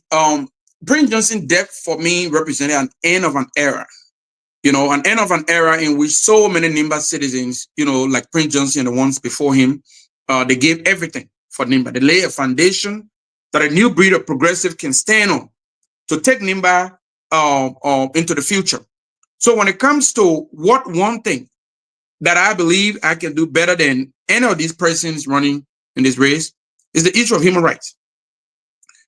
Sylvester talk about a song that says, give the people their right, give them their freedom, and they will achieve everything else on their own. The issue of human rights and the landmark case with Joe Colette that I talk about is something that I'm using in my argument in Nimba to tell the people that to be able to attain your best potential, to be able to be a successful citizen, your rights have to be protected. And Liberian citizens and Nimba citizens' rights are being violated all the time, even with respect to the issue of the Constitution, even with respect to the issue of budget. Lawmakers just sit on Capitol Hill and say, hey, my man, from tomorrow on, I will pay that 20,000, 25,000. What about the people? The Constitution says that you have to care about the well-being of the people. And if you overlook those things, and 6 months from when you become a lawmaker, you appear to be a rich man all of a sudden, where did you get the money from? Why are you using taxpayer dollars to enrich yourself so the people of Nimba can rest assured that on the one thing, on the issue of human rights, and that was the question that Grace had asked me earlier, on the issue of human rights, I believe that I am the one person who can make a very strong case because the record is there. My foundation, the Foundation for Human Rights Defense, has not just been speaking out for the people of Nimba County, but I've been taking cases to court and I've been winning against the Liberian government with respect to human rights violation.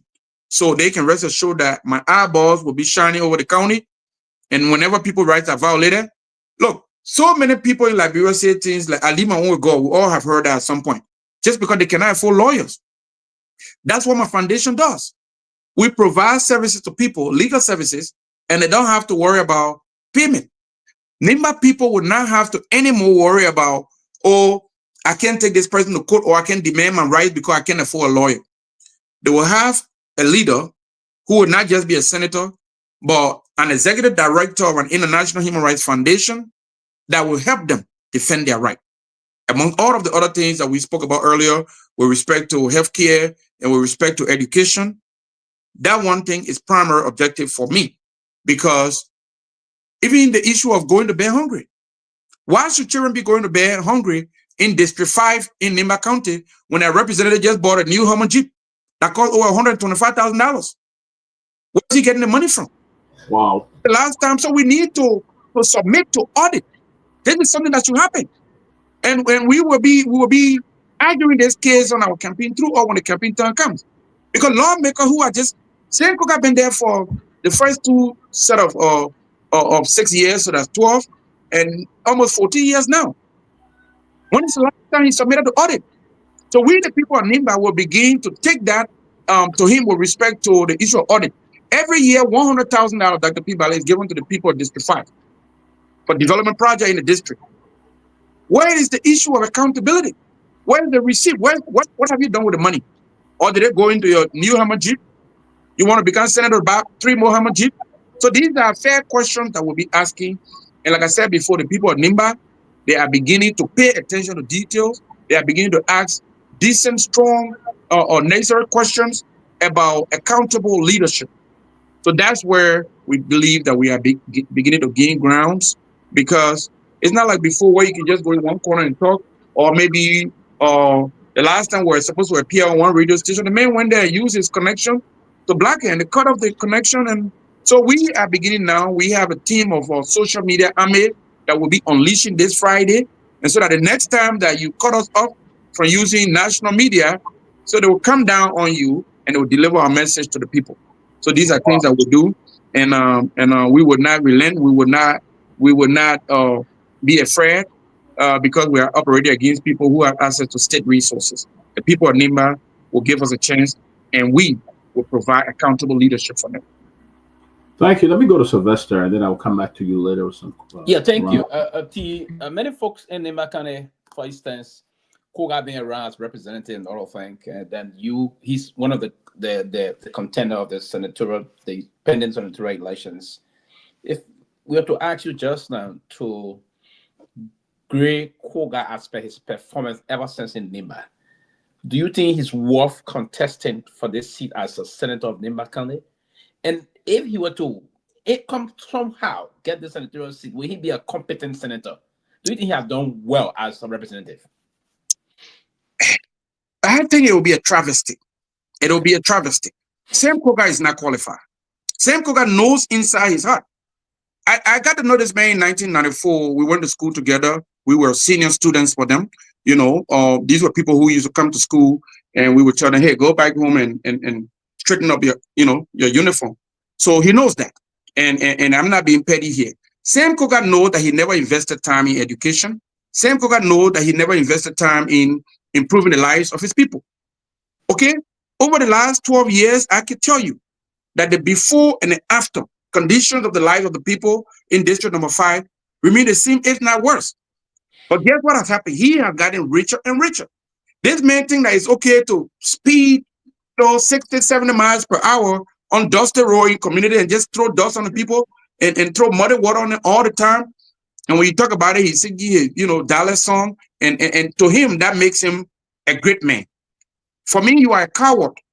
When you can do something, when you have so much power to do something to minimize the suffering of your people, but all you do is you just go and just put things in their faces and act like you a rich man.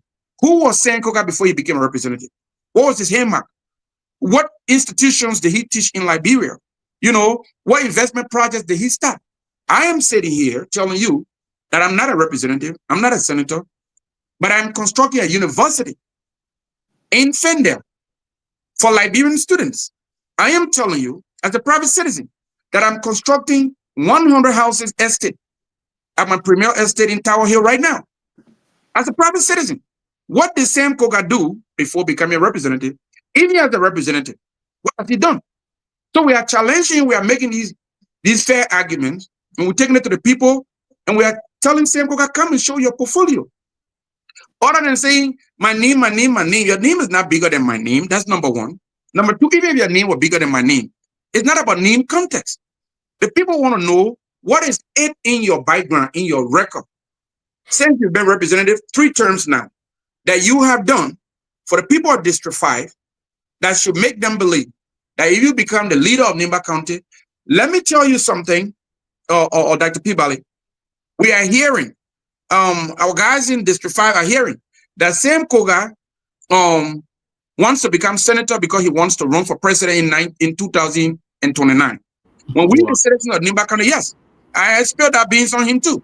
When we, the citizens of Nimba County, are saying that if the current president does not run, we want Jeremiah Kun to be our leader.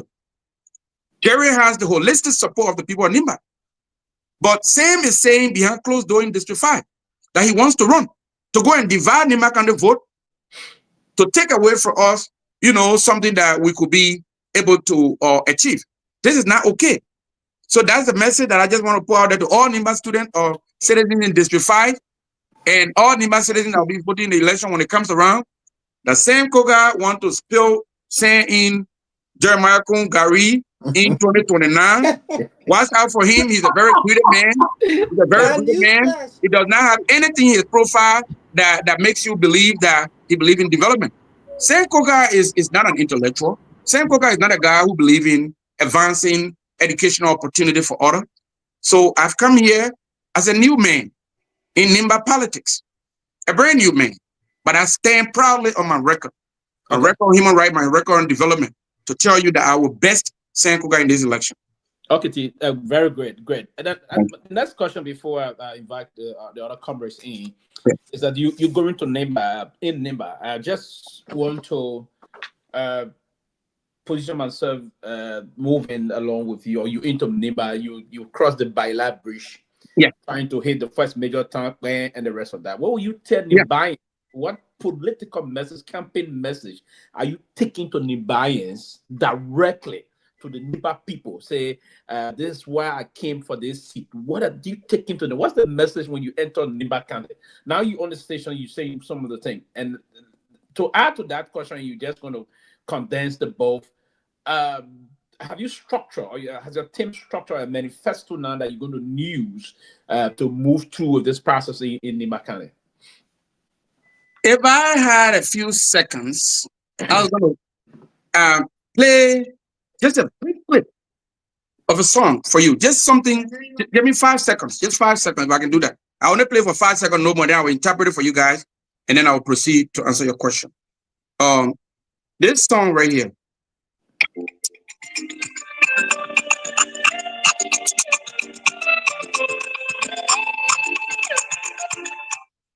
Okay. Oh my God. But this song, I will send it to you guys. Okay. It says, Nimba, you have a once in a lifetime opportunity. Your son, who left here and went abroad and equipped himself and educated himself and competed with the best. Your son, who is now constructing a university where all Nimba students will have 75% scholarship. Your son, who is providing housing opportunity for the underprivileged among us. That son of yours has come back. Gave him a chance to be your leader. So that is the song. Now, my message to the people is that I'm not going to antagonize anybody. But what we will not do is to stand there for people to just spew out fictitious information, for public consumption. When you lie one time, we fact check you one time. When you say something that is untruthful, we will provide the truth for the people. So we will be requiring of anybody that's competing. Right now we say Sam Togar because he's the one that, moving around saying he's the next senator. And we will be telling the people that we have a record that is clean. There's nothing in my profile, corruption, violation of rights of women and children, and not paying your child support, and then not following court order, all that kind of stuff is not in my profile. Nimba County has an opportunity for, a leader that belongs to the progressive class, a leader that provides new direction on the basis of credential, on the basis of being, sufficiently sophisticated to be able to deliver on the promises that they've waited for so long. They have that opportunity. If the county chooses to go for somebody, or because that person says they're entitled, that to me will be tremendous mistake of epic proportion. And I hope that Nimba County, from what we are seeing now on the ground, when I cross Bela in the coming week, when I get to Bela, welcome to Nimba, I will give a speech there. And then I'll get to Ganta, I will give a speech. The first speech in Bela will be about my own profile. Who am I? Who am I? And what have I done for Nimba County?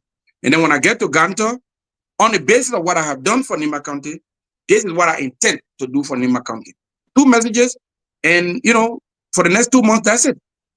From Bela to Ganta to Senikole to Yikeba, come back around to Kample, go back to Ban, and come back to Tapeta and Sakepi, and then go all the way up to Bui and Doro. That's the message.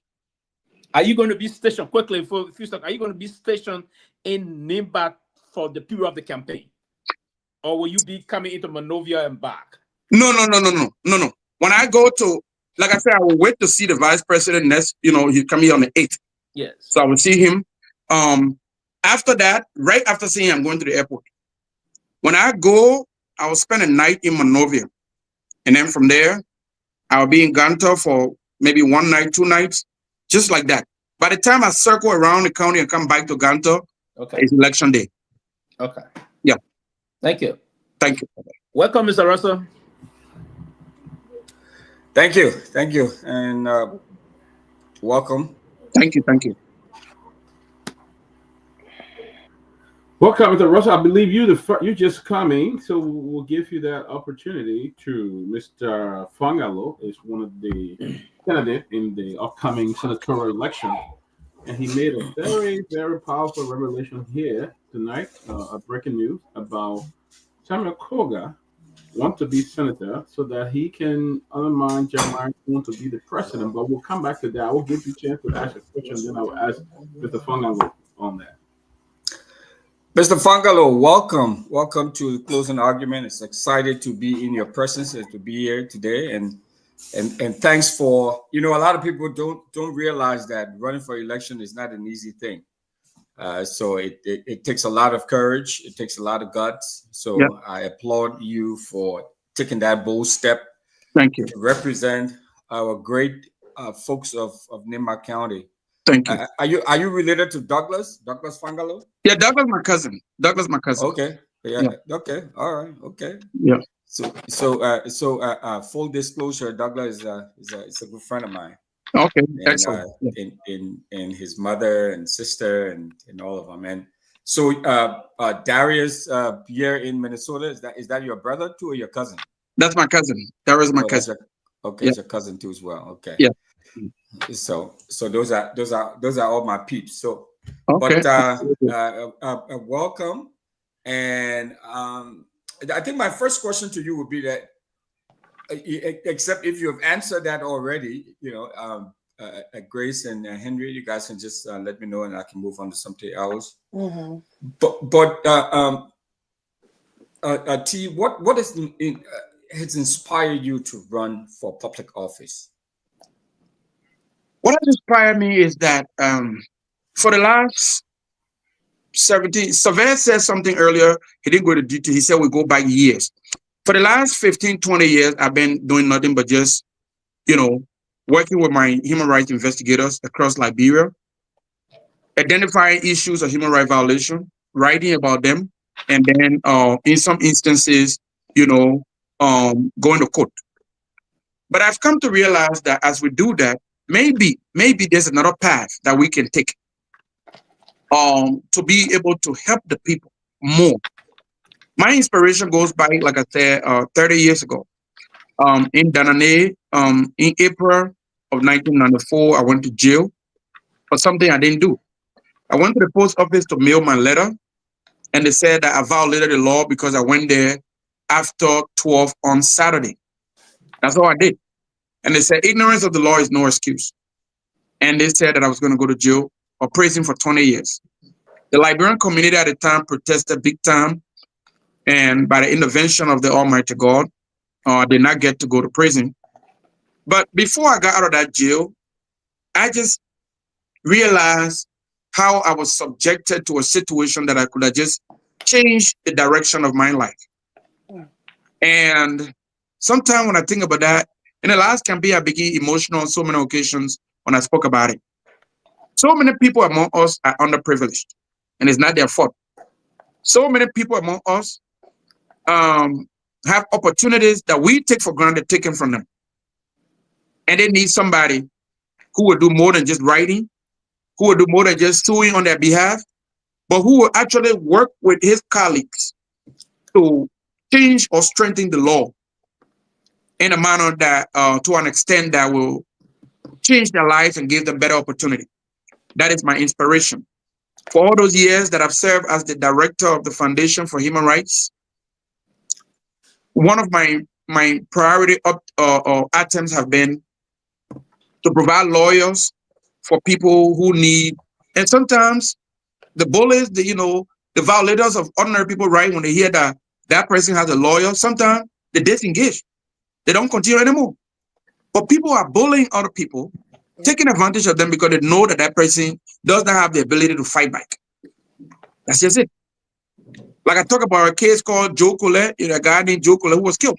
The lady who called the police on him, she called the police and said, beat him and teach him sense. He didn't know who he's playing with. No human being is better than another human being. And so the idea of subjecting other people to conditions that just dehumanize them, that just take away from their humanity, that is what I'm sick and tired of in Liberia. And I want to become a senator in Nimba so that I can work with my colleagues to either strengthen the law or make new laws that will provide more opportunity for ordinary people. This is something that I crave so deeply. This is something that I believe, that an opportunity that I believe that when given to me, I really, really, really deeply believe in my heart that the people of Nimba will see that they now have a leader who is absolutely different from many of the ones before. Thank you, thank you, Brother Fangalo. Let me ask another personal question. Are you related? Do you know Nyenwolo? Nyenwolo passed in December of 2024. That was my mother's brother, my uncle. Okay, my sympathy. Thank you. My sympathy. Thank you. Okay. Thanks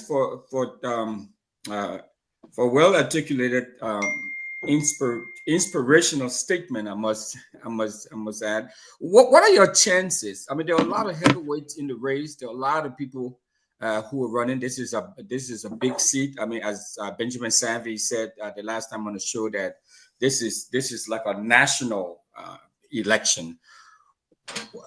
How do you see your chances? Grace sitting over there laughing because she asked that same question and I answered it earlier. I said I will win. All right. And I told Tomalin Josh to write it down. I will win this election. I believe strongly in my chances because every day that passes by, my chances get better and better. And it's crazy though. It is really crazy that everybody thinks that Sam Cooke has already become senator. All of the other persons in the race, when we raise our hand, everybody says, oh, Sam Cooke said he'll be the senator. It's so intriguing. So we will see. But for my chances, I really believe, I don't want to put a percentage on it, but I believe that I have a very good chance of winning this election because I'm grateful that the election is not tomorrow. I guarantee if it was tomorrow, Sam Cooke will win. Okay? But in the last 2 weeks that we've been taking our message to the people of Nimba County, they are very, very, very wise. They are actually listening to the message. They are actually listening to what's in your profile. What have you done? What is it that we can see with our eyeballs to believe that you're the better candidate? And that's where Sam Cooke had the deficiency. Other than he got his cow tail or something, right? He shakes around like this. Other than that, He has really not been able to show anything to people other than and this man was a very disrespectful man to Prince Johnson. When campaign opens officially in Nimba County, we will show clips, we will play video. I cannot wait. There's a big insult in Nimba. I cannot use the word on TV here. He used that word repeatedly on Prince Johnson, and we got video for that. What will he say next? You say now the man is dead and gone. And then this time that he begged other leaders of Nimba to go and apologize to Prince Johnson for having just insulted him and disrespected him so badly. And the senator refused. But they kept begging, and then he said, okay, I accept it. Then he got on his knee. Okay? As soon as the senator picked his hand on his head to say, I forgive you, boom, it became a political image, circulating the internet. Oh, this man was my father. Things like that. It's so bad. Let's focus on substance. What do you provide for the people of Nimba County? What is it that can make the people believe that when you become their senator, their lives will improve? Why has it not happened in District 5?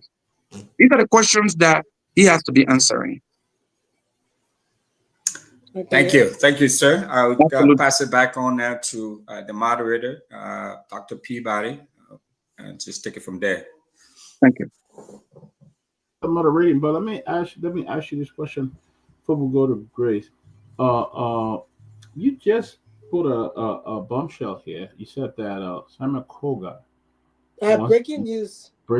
He wants to be president of the Republic of Liberia, and we have followed the trend. We saw what happened in the House. Now he's going to be senator. He want to be president. Why you said that? Why you think Togar wants to be president of Liberia? Leadership. Look, I'm studying leadership for PhD. Okay? Maybe that's another breaking news for Sam Togar. I'm studying organizational leadership for my doctorate degree. So leadership, that's another thing. When we're talking about profile, what is profile that makes him the leader that Nimba needs? On Capitol Hill right now, the representatives, everything is in chaos. They just need a leader. Somebody that will, be the voice of reasoning and say that we are here to serve the Liberian people. Gender persons, we can do better. That's all they need. Guess what? Sam Togar is amongst them. He goes banking a chair, I'm the president for the Congo. That's all he does. That's not leadership. Right there on Capitol Hill today, tomorrow morning, they're going for session. They need a leader. Where is his leadership? So talking about big name, he's calling himself big name. He's calling himself big name because he has made people to believe. But it is now my job. It is a job of my team. My social media army that I'm going to be unleashing this Friday coming up.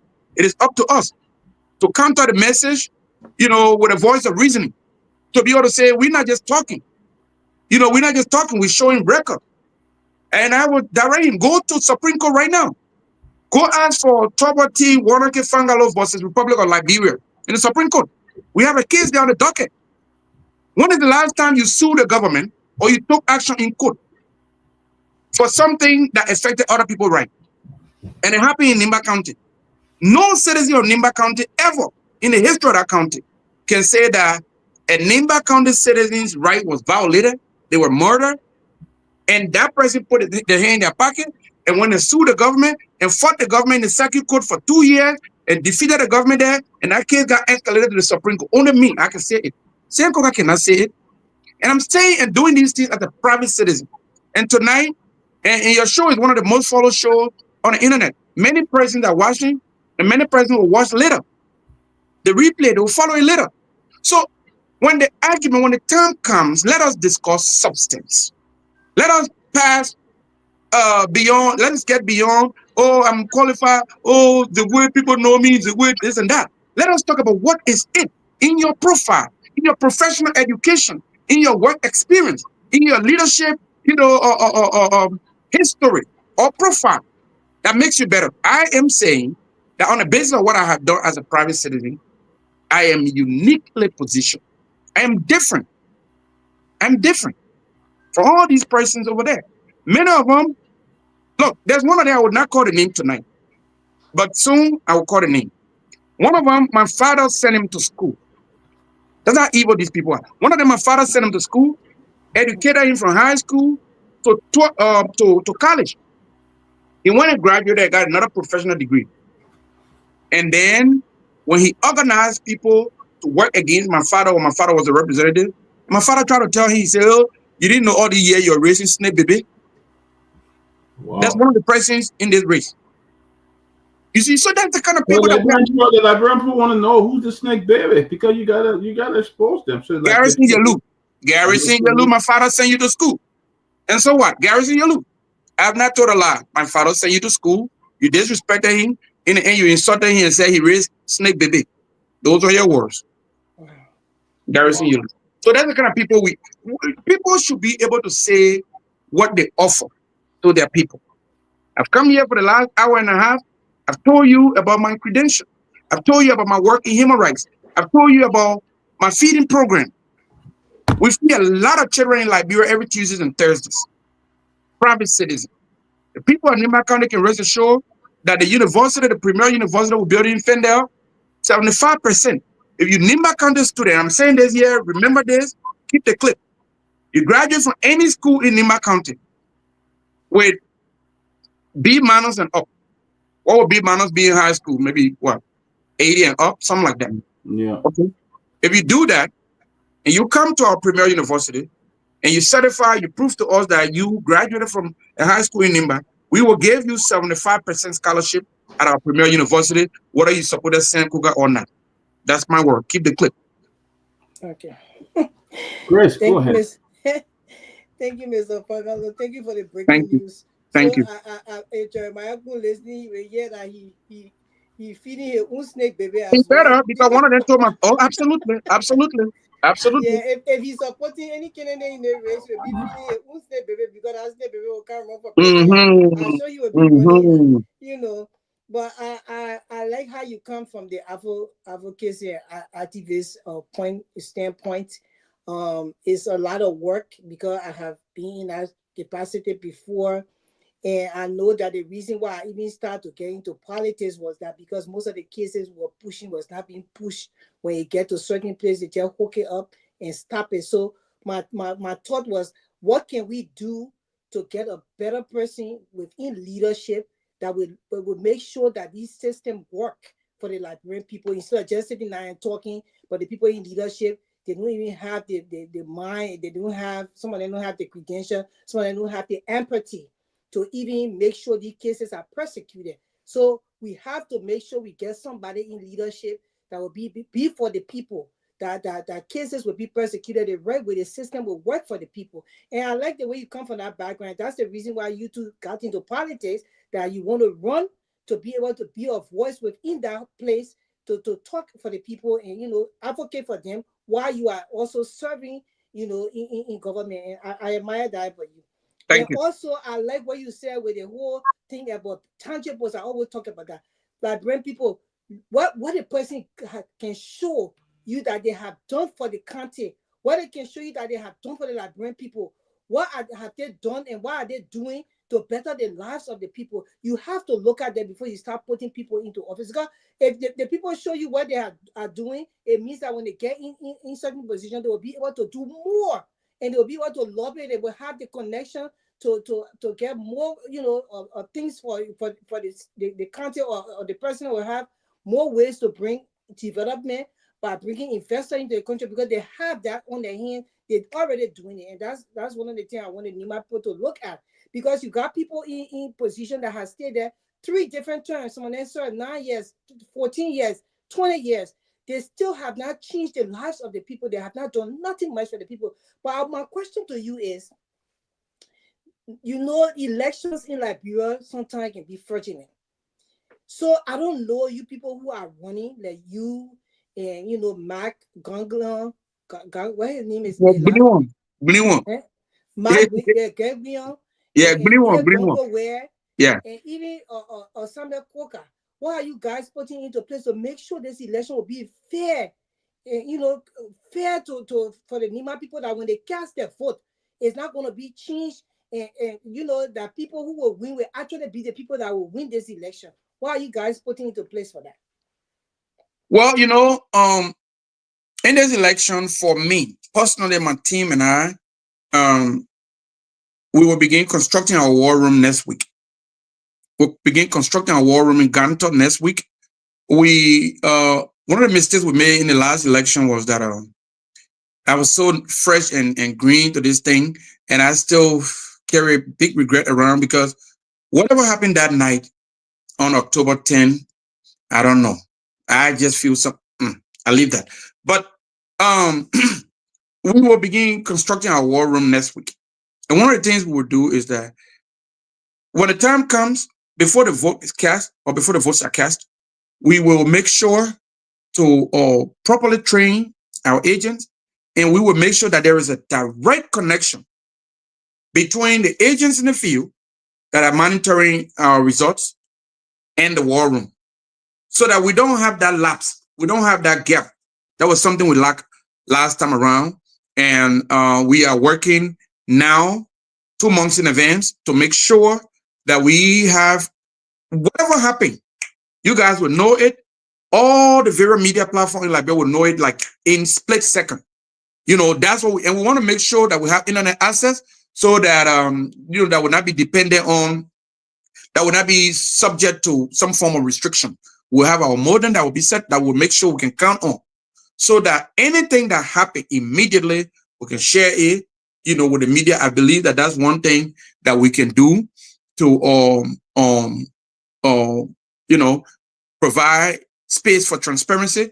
Another thing we will do is that we will begin our communications. Our lawyers have things that they can do. We can't discuss everything here, or some of those things that our lawyers are putting in place. And some things that other candidates who have been in power for so long have been doing over the years to gain unnecessary advantage. We have discovered those things, and we have begun working on mechanisms that we'll put into place, so that those unfair advantages will not be given to anybody. So we got our eye on that. We are hoping that NIMBA citizens that are watching, and the Liberian president that are watching, and our friends from through the years who know us, who care about what we believe in, that they will stand by us. We are working with very limited resources against, I don't want to say institutional corruption. That's not my word. But all I'm saying here is that we are working against people who are able to steal from the Liberian people. And so we hope that the Liberian people and the people of Nimba County will stay on the side of fairness and help us, get through the finish line and deliver on the promise of unique version and measure of leadership that many other candidates in this race cannot provide. So yeah, that's a concern. The issue of, trying to play with elections should be free, fair, and transparent. And anything that takes away from that is unacceptable. So we will be putting mechanisms into place. Yeah, and thank you. I really wanted you to speak to that. I want all of the candidates to actually speak to that, because it's just fair enough for the people when they cast their vote for somebody that their voices be heard. Yeah. And they don't take away from them, because when you cheat in elections, you take away from the people who they actually wanted to lead them. Yeah. And I'm calling on the other candidates then to be proactive in this particular thing, because they want to make sure that the people's voices are heard. That one of the biggest things that's the problem with Liberia when it comes to elections. So thank you. At least you're putting your mechanism in place that will help you, and will also help the rest of the candidates for you to be, have this free and fair election. My next question to you is that the community participation. How do you plan to engage and involve local communities in the decision-making process on issues that affect their lives? Because sometimes when the people be in position, they just go there and start making decisions. The people trying to make decisions instead of then involve the people in whatsoever that happening, because these things affect the people's lives. They need to be part and parcel of everything, all the decisions that you make, to move the content forward that will benefit them and their children and their children. So what are your plans in doing that? Another thing is that when it comes to that's a very excellent question, Grace. When it comes to community involvement or engagement, look, lawmakers get set the amount of money in the budget, recess or tour of the district, and things like that. I think we should get to a place where there should be a record. Did you go to the district? You know, how long were you there? Did you actually spend? Because that money, is that money to go into your personal bank account? You made an argument at some point that you need that money to be inserted into the budget. So that's not something you should collect and then go have good time in Ghana or someplace else in Montserrat, and then you leave the people in the county and you just turn your bike on them. So I think that there should be mechanisms work out with the leadership of both the Senate and the House of Representatives so that the leaders actually get to go back to the district and actually show evidence that the money that's in the budget for tour in the district or in the county, that money goes towards that. And one of the things that we are arguing as we are beginning to canvass and to engage with the people is that there's so much opportunity. There's really, really, really so much opportunity. 6 years ago, or even before that, 3 years ago, the same conditions that the people faced before they elected Sam Koga. And he promised them, after promising them before, and then he promised them previously before that time, that he would change it. Those conditions still exist. We are telling the people, open your eyeball.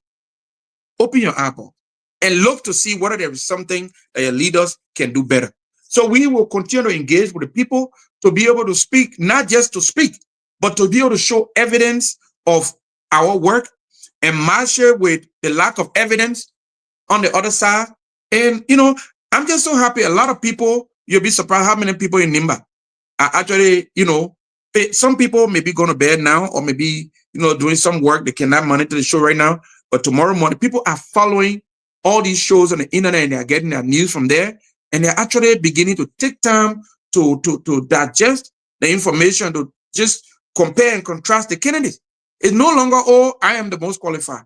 Why are you the most qualified? What is it that you produce or you present that's better than the rest of the candidate? And that is my argument. And that's the message that we're taking to the people. And I think that the people are beginning to get attracted to the message. And you know, like I said earlier, before the end of maybe by next week Wednesday, not this week, but next week Wednesday, every single town and village in Nimba would have heard this message, and they will continue to hear it. And then when campaigns start, and when now we'll start playing all those videos when you used to be insulting our Godfather, all the things you did, we got all the videos that we'll start playing now. That time will come for now. My follow-up question quickly: what party are you running? You Independent. Great. Independent. Okay. I believe that many political parties in Liberia got their own blemishes. They got their own or things to account for. I rather stand on my own name and on my own record. I am independent. I'm independent. I'm not going with any political party. Because when you bring one party, I will tell you what they did wrong. Any party you bring, I'll tell you what they did wrong. So my own name. Welcome, Robert.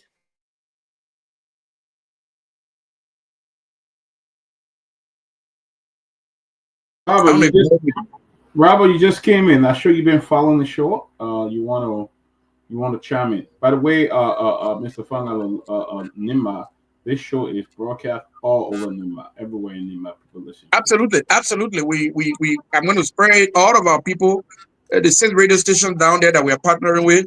We'll make sure that our media guys will. Yeah, absolutely. They need to. Go ahead, Robert. Thank you. Welcome to the platform, and thank you for availing yourself to engage us and answer a few questions. Thank you. First, I want to ask you. You said something that I would like to quote, and I want you to expand on that. No one is more responsible for the suffering of the ordinary people than the lawmakers who fail to effect change. So any former or current lawmaker asking you to choose them for this senatorial seat needs to first take a moment to reflect on all those times that they have failed you. Who were you referring to? Because we have a lot of lawmakers, but not all of them are contesting for this seat. And so I will give you the opportunity to be a bit more specific. Who were you specifically referring to? Given who we know are contesting? I will add some specificity to the comment, and that is, time after time, people go when it's time for election. People say, choose me, choose me, choose me, or give me another chance for the ones that are there. So when I say that nobody is more responsible for the suffering of the ordinary people, if there is a child in your house right now and the meal is on the table and you struggle with that child, you probably are stronger than the child. So you might grab a bigger portion and the child will be left with little. So what we are saying here is that I said that in 2012, since 2012 up to now and onwards, the budget, the Liberian national budget, so much has been put in it for lawmakers. The gasoline allowance, they increased that one by almost 2,000% in 2012. Transportation allowance or vehicle, to give you money for vehicle and housing and all that stuff. So what happened before 2012 got significantly increased in 2012. The government of Liberia only got so much money. So if you take 2%, you level 98%. If you take 10%, you level 90%. If you take 50%, you level 50%. So we are saying that the amount of money that lawmakers are putting in there for themselves and also for other public officials, for ministers and director of public operations, we're saying that that is contributing significantly to the lack of opportunity for schools, lack of opportunity for the healthcare sector, lack of opportunity for road infrastructure. And who's suffering that? The ordinary people. These lawmakers got big cars that can just come and drive through the mud. The lawmaker children will still go to school. The lawmaker will still have generator if there's no LEC. The ordinary people are the ones that are suffering as a result of the decisions. So right now, that statement was targeted towards any lawmaker, sitting or former lawmaker, who intend to run in this particular election. They are the ones that I'm telling the people, flee from them. Flee from them. Is Representative Koba one of them? I want you to be specific. No, I've been calling the name, Robert. I've been very clear. I said that Representative Koga does not deserve. Sylvester just asked the question just before you came on, and I answered that. I said he does not deserve, and on the basis of just moral aptitude, just on the basis of credential, on the basis of qualification, he does not deserve it. He knows that, but he thinks that like him, many politicians can hold the people in poverty. Liberia is the 8th poorest country in the world today. So the more you keep the people poor, the more you deprive them of opportunity to attain education, then you go to them, you steal from them, and then every time it's time for election, you go to them, oh, I heard that your school building leaking, yeah, one bond was in here. I heard you've been hungry in the town, and you're 20 back of rest here. So you take from the people, you hold it to yourself, and then when it's time for you to ask them for another opportunity, you gave them a little bit of what you have taken from them. And yes, I said Sam Koga is one of those responsible for the suffering of the people of district number 5 in Nimba County. Why? Because he's one of those who is taking from that 100%. I dramatized a scenario. I said, if somebody take 50% out of 100, then there's only 50% left. The money that Sam Koga is taking for allowances, he and his colleagues, that money is taken away from the national budget immensely. And by extension, it is contributing to the suffering of the people. Those are my words. Thank you. My next question, you talked about morality, and I'm glad that you mentioned that. I'm going to push you a bit. So let's have a quick conversation, right? I came across, whenever guests are coming on, I like to do some research before I come on. I came across a post from you dated November 17, 2023.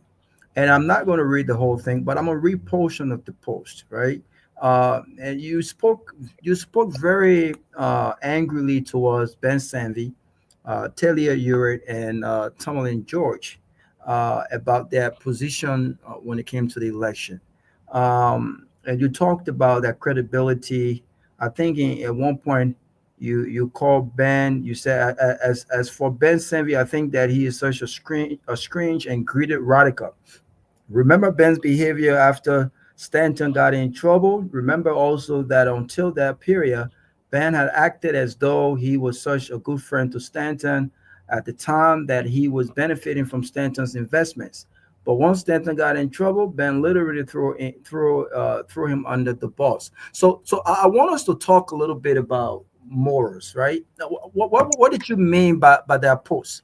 Was it more of a post questioning the decision of Ben Sanvee, Talia Ure? I'm not going to call Henry Costa's name.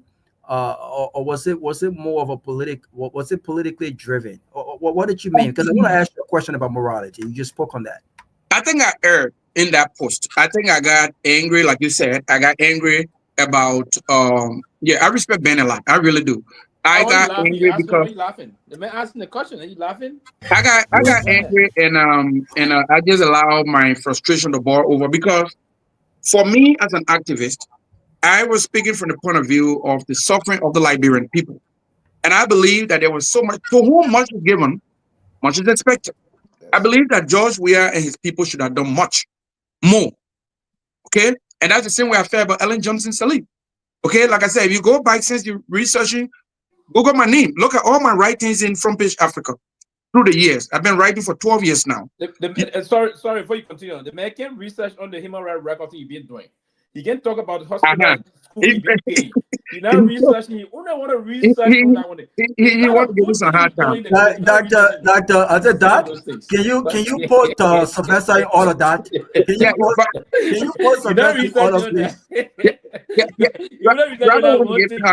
But I feel like I should have sent that message directly to Ben rather than posting it because I just got frustrated because I felt like the government at the time had the opportunity to do so much to minimize the suffering of the people.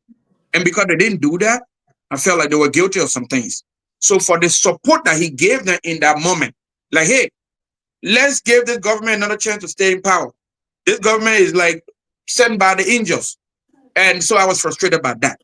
But I believe that I overreacted and that post was an overreaction and it was personal more than professional.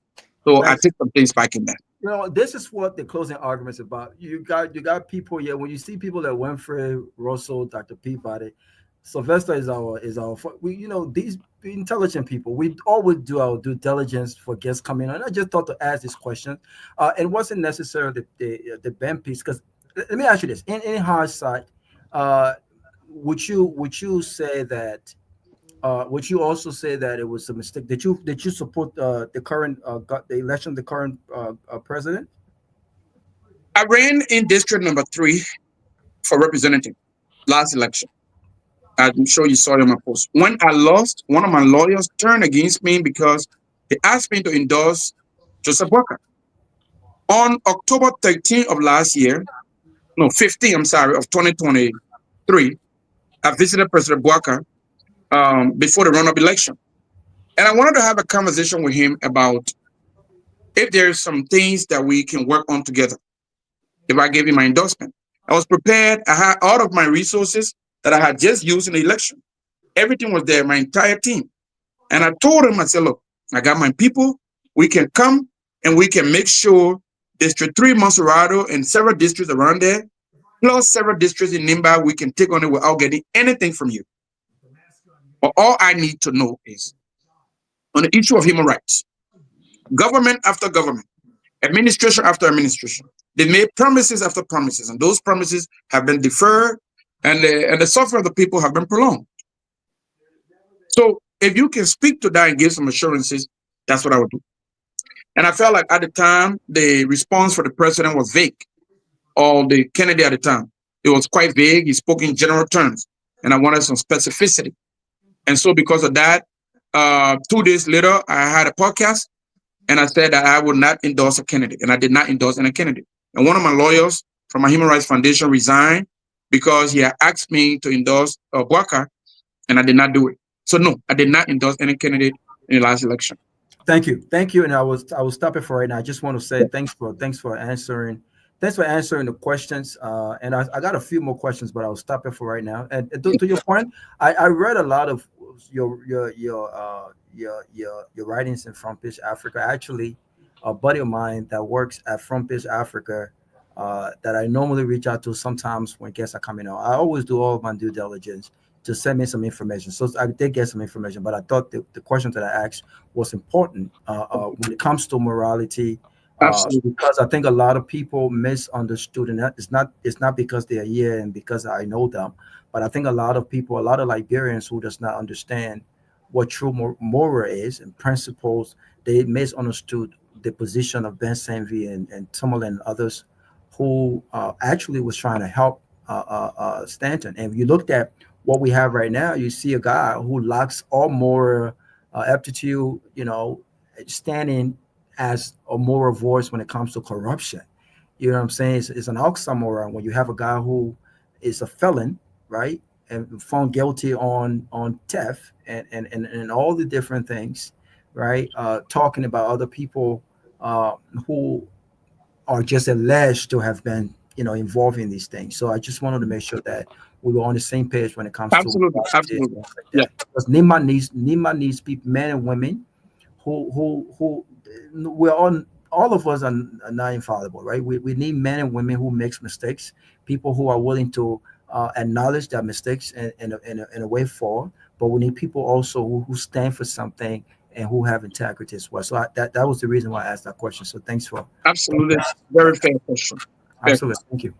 Yeah. Doc, back to you. Robert, thank you. So you went after Owen. That's Spoon, right? Okay, no problem. Can I come in and be quiet for some time? Oh yes, Don't let Sylvester talk because Sylvester coming back. Not one for No, listen. I've been basically deliberately quiet for some reason, right? The brother and myself come a long way, a long way, quite frankly. And I respect and I know the kind of person he is. He's a civil engineer, went for MBA, now into other things, and now studying PhD and the rest of that. I agree, and I listened to the way he responded to this process, and this informed my decision here that he's actually a student of leadership, particularly organizational leadership. The concept as to how sometimes you digest issue, your response mechanism to those things. Everybody basically at some time blew off on some line. I hope one day you will remind. One day I know you'll research. You'll remind Ben too of the way he went emotional on President Weah, and then we all will have to come back to these things. But everybody do those things, right? And the way, quite frankly, Costa was somehow realistically, I know the emotional he was near in tears saying what he said, but Uncle Joe and those things. So, but I like what T said just that sometimes there's some mistakes. When we are emotionally charged and then we cross the line and we come back to those, we course correct. But that's a good thing. But I hope you go back and read and listen to OKFM. There's a lot of good things. There was this, I don't know, is the radio show still going on, T? We will resume it next week. No, this Friday. We resume this Friday. That show have a lot of folks across the country. Yeah. With news in OKFM to report about human rights issue across the country and the rest of that. These are some very positive things T went on to do in the country, and I will hope. And that's one of the reasons why I'm sitting on the back and saying that yes, we need to allow folks to do things in their own name and all of things. But Nimba County is going to be a very charged area, and I like how you put it. You're going to be engaged in the county, and you have to just go and speak to the voters and speak for yourself as to what you can do, because that is a very different political terrain. And so I just like the way you went about this process, and I will hope you will intensify the political process moving on. Absolutely. And do a lot of things strategically with the people of Nimba County, because the voters are going to be those in Nimba. And it's fortunately you answered the question the right way, in that kind of reconciliatory way, because Ben Sanvee having to be a voter in Nimba County also. Okay, I like that. Yes. Am I writing a letter of apology tonight? Who knows? Maybe Robert intentionally brought this good for reconciliation purpose. Right? Okay. So that probably will be the reconciliation can be done at the ballot box and the rest of that. But I think the rest of the folks the time to have more time interaction with T.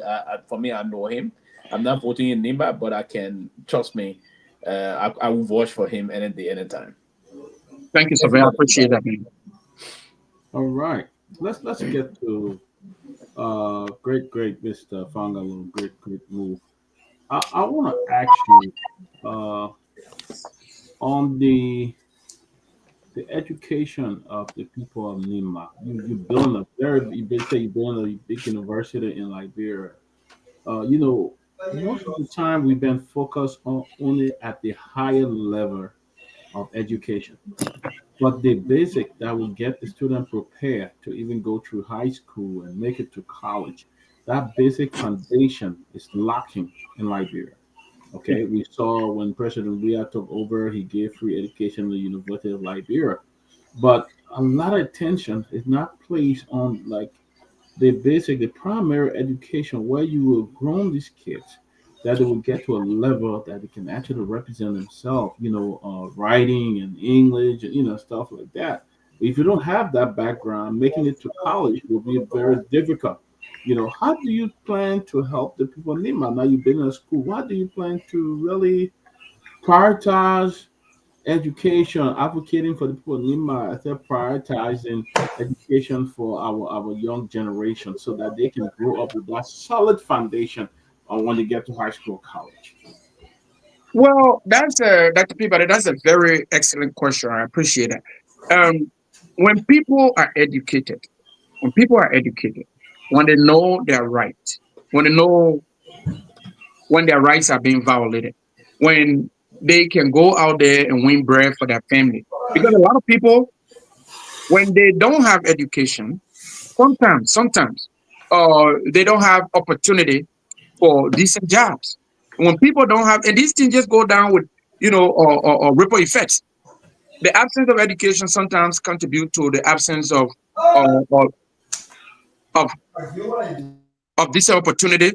And then decent opportunity put you in a compromising position where now you are hungry or your kid is sick and they can't get to the hospital. Now somebody come to your politician, come to you. Oh, vote for me, I will take care of your child.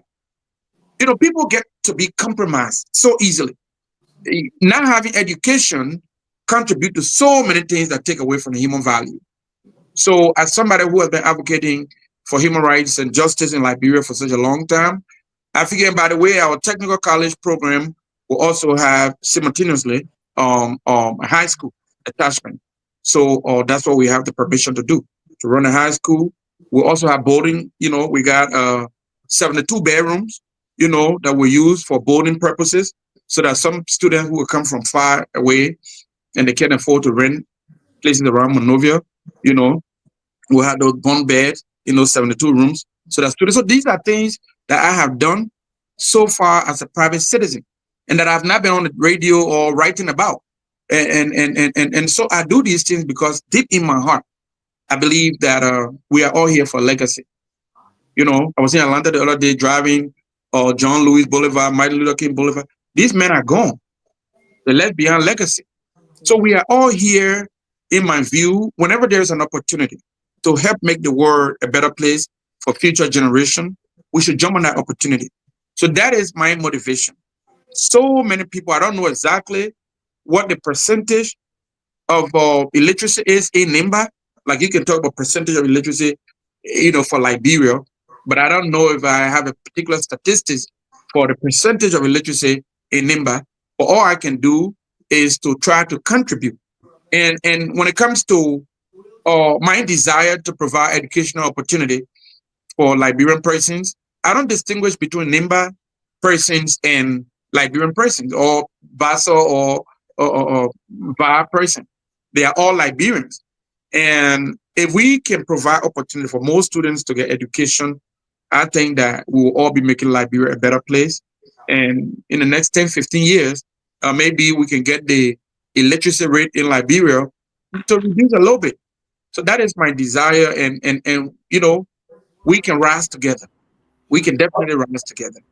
And All those right. that they give them more opportunity among us, I think they owe it to the society, to do something to provide opportunity for others. what will say you running to be senator? Why you don't build the school, the college in Nima? Why are you building in Monrovia? One will question you. I mean, say, if you really have the people of Nima at heart, why are you building a school in Monrovia, not within the county where the majority of the people going to benefit? Why Monrovia? Because then I'll be doing it for political expediency. I started Okay. this project 3 years ago, not as a politician, not trying to blow horns. Oh, I'm here doing this. Come for me. I was just doing it as a Liberian person to help Liberian people. It was just in recent time when the people were nearby, when my team started engaging them, and it brought to my attention that so many of them lack opportunity for education. That's when I said, okay, I'm willing to help you. I got this. I can share with you. So that's when my offer for 75% scholarship came about. The estate that I'm building in Tower Hill, I started that 9 years ago. I didn't do it for political expediency. I just did it because there are people walking around the community. Every day somebody coming to me to help them with rent or with something. I'm like, oh, what if I build 100 houses and those who really are struggling, whether they belong to the Mano or Gil tribe or they belong to Kern or any tribe, if I can help somebody, let me do it. So that was my purpose. I did it basically on a humanitarian, with a humanitarian mindset versus for political expediency. So Though, 1 second here, how are you empowering them when you're building free houses for them? They're just going to be there and say, oh yeah, everything free. No. I'm not saying it will be free. I say affordable. Affordable, yeah. Okay. Many two-bedroom houses in Liberia right now, like maybe depending on the community, $50, $75. Some go up to $200 or $150. But I'm saying that we can look at if my house rent is $100, and I look at a child and I can verify, my team can verify that child maybe is an orphan, or maybe that man or that woman is a single mother who cannot afford to help her children. I can make that judgment because it's a private project to give her a discount on my rent so that it is affordable. I can drop from $100 to $35 for her. So it will vary from individual to individual, from circumstances to circumstances. So basically that's what I'm saying. I just feel like all of us who have a little more should do a little more to help somebody. So that's why I didn't take the project to Nimba, because I wasn't thinking about politics and I wasn't doing it to get political glorification. All right. I'll go to Grace, and then we'll maybe do another round of question, and then it's getting to the closing hour, 8 o'clock. Let's take a couple of questions again, and then we'll be shutting down like around 8:15 or something like that. Okay, so T Pangalo. Yep. Your name is kind of a household name, like bro. I've been hearing your name for a long time. Oh, thank you. The Pangalo name. So when yep. we first came and started asking you all your family members, I said, there you go. Right. You need to exchange number at this point, but right. I really like your. I said it before. I like your energy. I like how you speak. You are on point with everything you are saying, and I want to thank you as well for the projects you have in Monrovia area, because it's a ripple down effect. So even if you did it in Monrovia, it benefits people in Nima as well. If you did it in Nima, it benefits the people in Liberia, because Liberia is a country and we are all one people. Yeah. It just depends, plenty American Liberians, which is people who live in America and they are Liberians. I tend to call them that way. Are doing a lot of work in different countries in Liberia that they are not even from. So, yeah. You've been doing a good job, and I really appreciate, I was looking at, reading some of your projects and stuff. I'm impressed. Just I'm impressed with Honorable Musa Bealded. Yeah, I respect him a lot. Yeah, absolutely. Yeah, he has done immense work, and he's doing immense work in Nima County. And for me, for the people who doing the work. I don't let too much talking, or that, this and that. No, I want to see something. Because too many fooling talks have fooled our people, and they put these people in power and they steal from them, as you are seeing the budget. So, I like people like you, people who are doing stuff. So, with the kind of level of work that Honorable Bealded is doing in Nima County, and the Nibanians, they are very blessed with you people, and the kind of work that he's doing there. I hope you can liaise with somebody like that. Thank you. Especially if you win this election, for you to build that place up. Absolutely. Our team has actually reached out to him we're hoping for a meeting soon. Yeah. Okay, and then you can help, the country as a whole. But Thank I want to ask. I know you said you were going to build schools and stuff, but many schools are in Liberia, already. Sometimes the meeting I run with these schools, although we still need more schools because education is top tier. But the teachers, the qualified teachers, the environment, how the children will learn, it's not there. I want to get some things that will happen, but I will not do that because myself working on programs to help the situation in schools in Liberia. But what your plans are to create jobs for the people of Nima County? The unemployment rate is about 90, almost 90, over 90%. So what like you building low income houses? What are your job creation plan? A job creation plan. First of all, to be able to create job, you have to create the space for the job to exist. I didn't want to talk much about other things that I'm doing. Like for instance, in Montserrat, I got one of the biggest farms in Montserrat.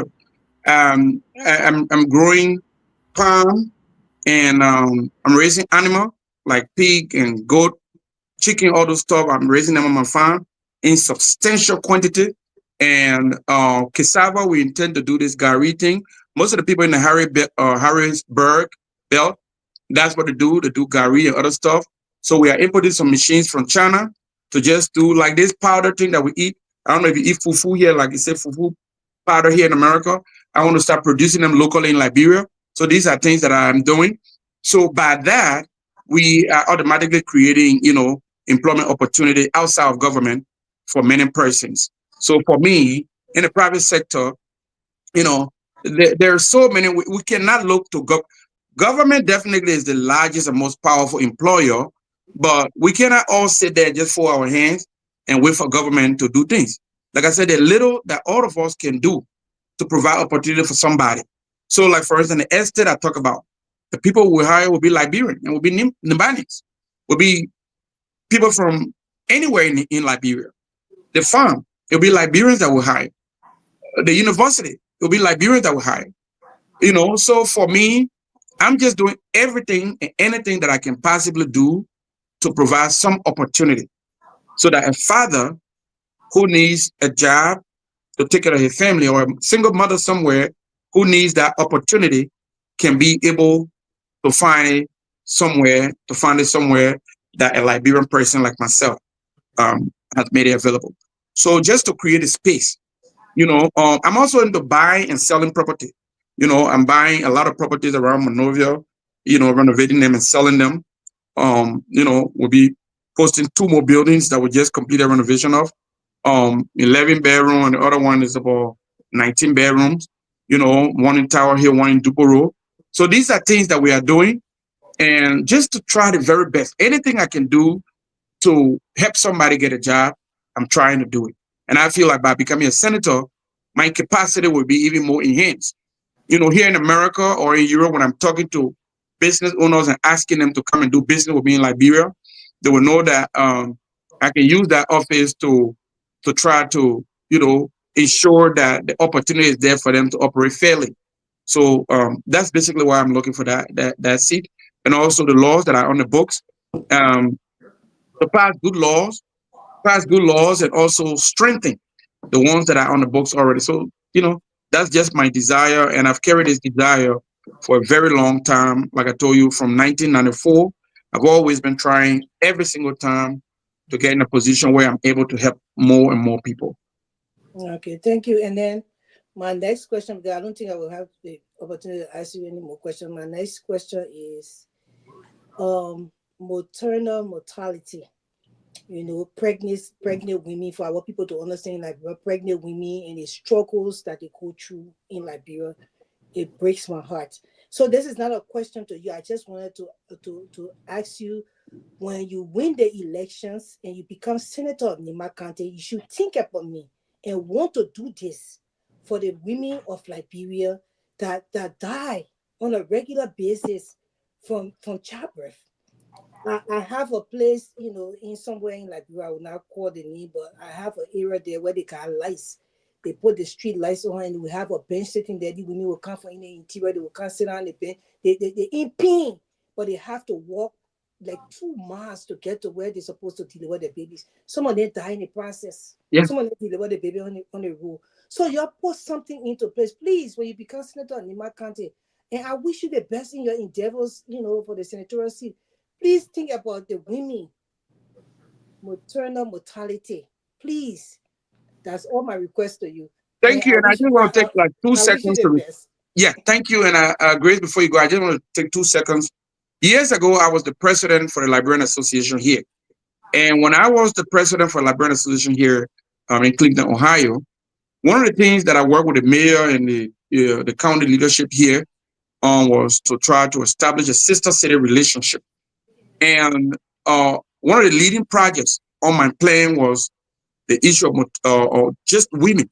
Just look at, like when you go to, forget about Nimba now, just all across Liberia. People that don't have access to JFK or what the other public hospital, that don't have access to public hospital. Yeah, Phoebe and other EAWA. Yeah, EAWA. People that don't live close to those places, now they have to deal with private clinics or private hospitals, which they cannot afford. And before they get, there is a little girl right now doing my last campaign. Her daughter, I named the little girl. The security, if you look at the footage, if you see my campaign, my last campaign, there was so much people. And one girl has been coming to my office for days, and pregnant girl, 9 months. She has been coming to the office for days and trying to see me. And every day the security said, "Oh, no." So one day I was getting in the car and I saw her. She was yelling and screaming, "Honorable, honorable, honorable." I said, "What's going on?" I call her. She said, "Oh, I was soon delivered, but I didn't get money." She was crying. I said, "Yeah, look at the girl's stomach. And you're stopping her to come see me." I put her in the car, I took her to the hospital. A couple of days later, the girl came back to my office with the baby. She said, "The baby, when you name the baby?" And I called my daughter in Texas now, name is Terry. So I named her daughter Terry, and I'm helping that little girl today. Many other persons like that little girl who didn't get an opportunity, something bad happened. So it is upon all of us who can afford. So that has been something that has been my plan when I was trying to start this sister city relationship before I left office. And that's something, to help women and education. So healthcare and education, those are the 2 things that were in my sister city relationship project that I started a long time ago. And if God blessed me to become a senator, that's something that will reactivate instantaneously, and the people of Nimba County will benefit from. Thank you. Thank you. Let's go to Winfrey. We'll go to Robert, and then Anthony just came, and then we'll have Mr. Fangalo give his closing, and then we get to go. So let's go to Winfrey, Robert, and then Anthony, and then we'll go to Sylvester, and then I will ask one question, and then Mr. Fangalo will get closing. It's about 8:19. We'll call it a day. Okay. So great performance, great articulation of the issues and all of that. But when we are running for office, we come up with all of these flowery statements and comments. We're going to do this, we're going to do that, and all of that. What assurance can you give us, and can you give the Liberian people who are watching you here tonight on the closing argument and listening to you by way of radio all over the country? What assurance can you give us? Can convince us that when you become a senator, you will obey the laws that you pass, that you will be a law-abiding senator, that you will not be a lawbreaker like we currently see that is happening in the Liberian Congress, the Liberian National Legislature. The lawmakers are the major lawbreakers in the country. What are you going to do to change that? My record. We can say anything we want to say here. Look at the main record. District number 3, Montserrat County. The election of October 10, 2023. 2 days before that, October 8th, the youth of District number 3, Senate representative, the elder council from the DDC, the District Development Council, the Senate representative, the Liberian National Police, and lawyer for the DDC, and lawyers from Myean. We came to the town hall in District 3, and we signed a memorandum of understanding. I was going to be the first lawmaker in Liberian history to waive all of my salary, and we gave the legal power of attorney to the District Development Council to take all of my salary for 6 years. They still got that paper. I won. That was a legal instrument, power of attorney. We signed that document 2 days before the election. And when we win, this is the legal instrument, notarized, witnessed by all the lawyers and the Liberian National Police, and the people chose somebody else. So, Grace, when I was telling you, people telling me, oh, something happened, I don't want to go there because I got no evidence. But that's a document that I signed. If I wasn't in a position to help the people to that extent, I wouldn't sign that document. So I say to you here today, call around Members Town, call around District Number 3, call around Ganto, ask for the Joe Colette case. You know, call around Peace Island. These are places where my feeding programs are going on. Okay, where I've been helping people for a very long time without any political motive. So when I tell you that I'm different, I'm really different, and I stand on record. So the evidence to know what a man will do, don't just listen to what he will say. Look at what he has done. And then you can determine, you know, one of my professors said, in this PhD program, for you guys that are new, he's speaking to us. He said, for you colleagues that are new in this program, if you want to know what this journey will look like, ask those who have returned, who have traveled this route and have come back. Then you will know how much study you got to do. Then determine if you want to continue the path. So to talk about what I would do is one thing. But my record, why would I spend over $65,000 United States dollars out of my pocket paying lawyers to sue the government and fight that case for more than a year for a man I never met? I've never met Joe Colette. I was on the 2FN show with O'Neill Roberts. When somebody gave her my contact right after the show, she called me on WhatsApp. She told me her 3 children from Conakry in Guinea. Saying, oh, she could barely speak the English. Oh, they killed my husband. Oh, happy, oh, they killed my husband. So I asked O'Neill to make a follow-up, and that's when I got to know about the Joe Colette case, and I sent lawyers down there. So these are things that I've been doing.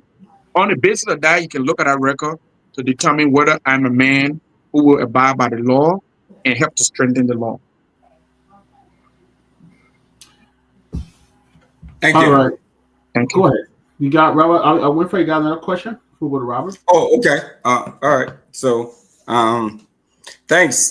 We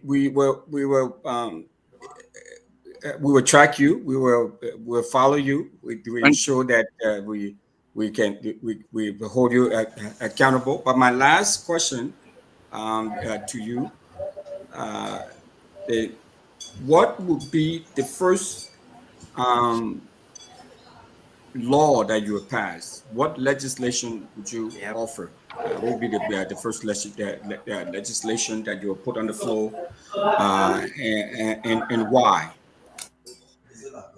Salary and term reduction. The whole idea that somebody can become a representative and go and be in office for 6 years before he or she got to go back to the people to ask for another mandate, I think that is for me, there's no explanation, no justification for that. Even the greatest democracy on earth here in America, the lawmakers every 2 years they got to go back to the people. Did I do a good job or not? If you did a good job, they send you back. If you didn't do a good job, they kick you out. 2 years. Senators got to go back every 6 years. Did I do a good job or not? President got to go back every 4 years. Did I do a good job or not?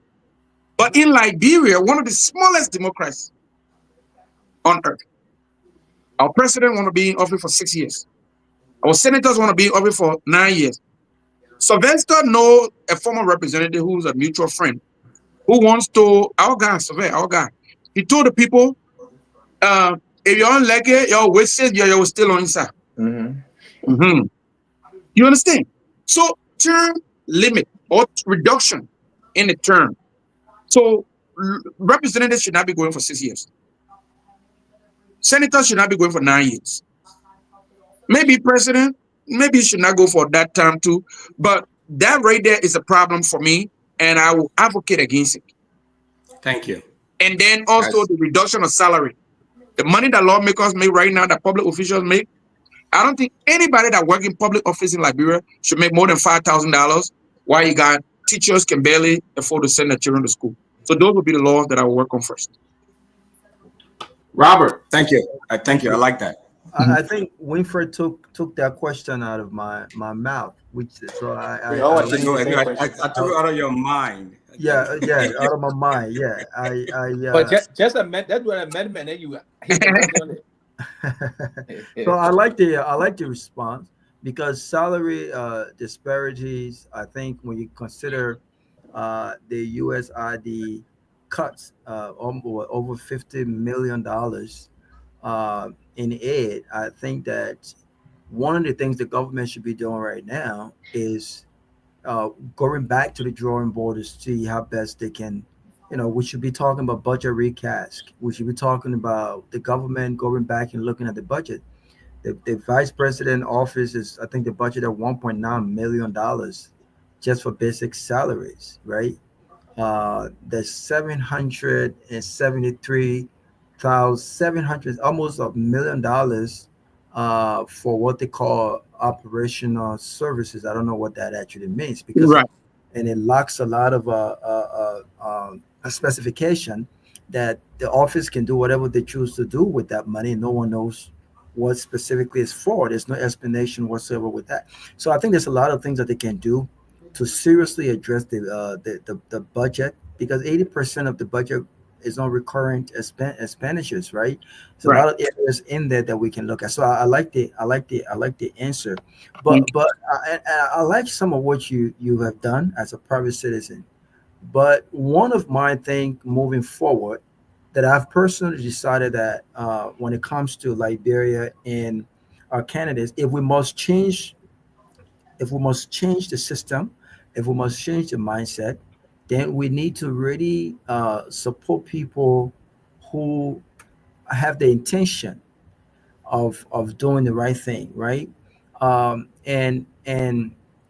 part of the right thing that I think needs to be done with regards to Liberia is, how do we holistically look at I seriously just lost my train of thought, to be honest with you. And I'm trying to recount. I was about to ask this man something, it was just in my mind, and I just lost it. That happens, brother. That happens. And it was just of us. it was just in my mind. Somebody took your question out of your mind. So and I'm trying to drag the question. How do we come back? It's okay, Robert. Let me come back. But I guess the question I want to ask you is, this is what I was talking about. This is exactly what I want to talk about. To have that change of mindset is, I like a lot of what you've done as a private citizen. You talk about feeding program. You talk about all the different projects, right? But I'm just one of those folks who, I'm sick of politicians abandoning their core responsibility, making laws, right? Check and balancing the executive branch of government, and all of the different responsibilities that they have, core responsibilities, to doing things that they're not really supposed to be doing. There's nothing wrong with projects, making sure that your folks have this, have that. But I think that if all of our lawmakers focus on their core responsibility and have championed all of these different bills, be it healthcare bill, if you're fighting for a quality hospitals in all of this district, starting with your district, that has to be reflected in the budget. To say, okay, we want to build a fully funded, a quality hospital in my district and in my county. And I want to work with the other lawmakers as well, give them this idea. But let's put this money in the budget. Let's ensure that this money is in the budget through a law, right? I think that if we do that, you begin to see a national impact. Of course, your district benefit from it, but you begin to see a more national impact than when we individually invest in all of the different projects. So I really want you to expand a little bit on what is your plan, given the environment that we find ourselves, where lawmakers have to travel outside, raise funds to go and do projects in that district.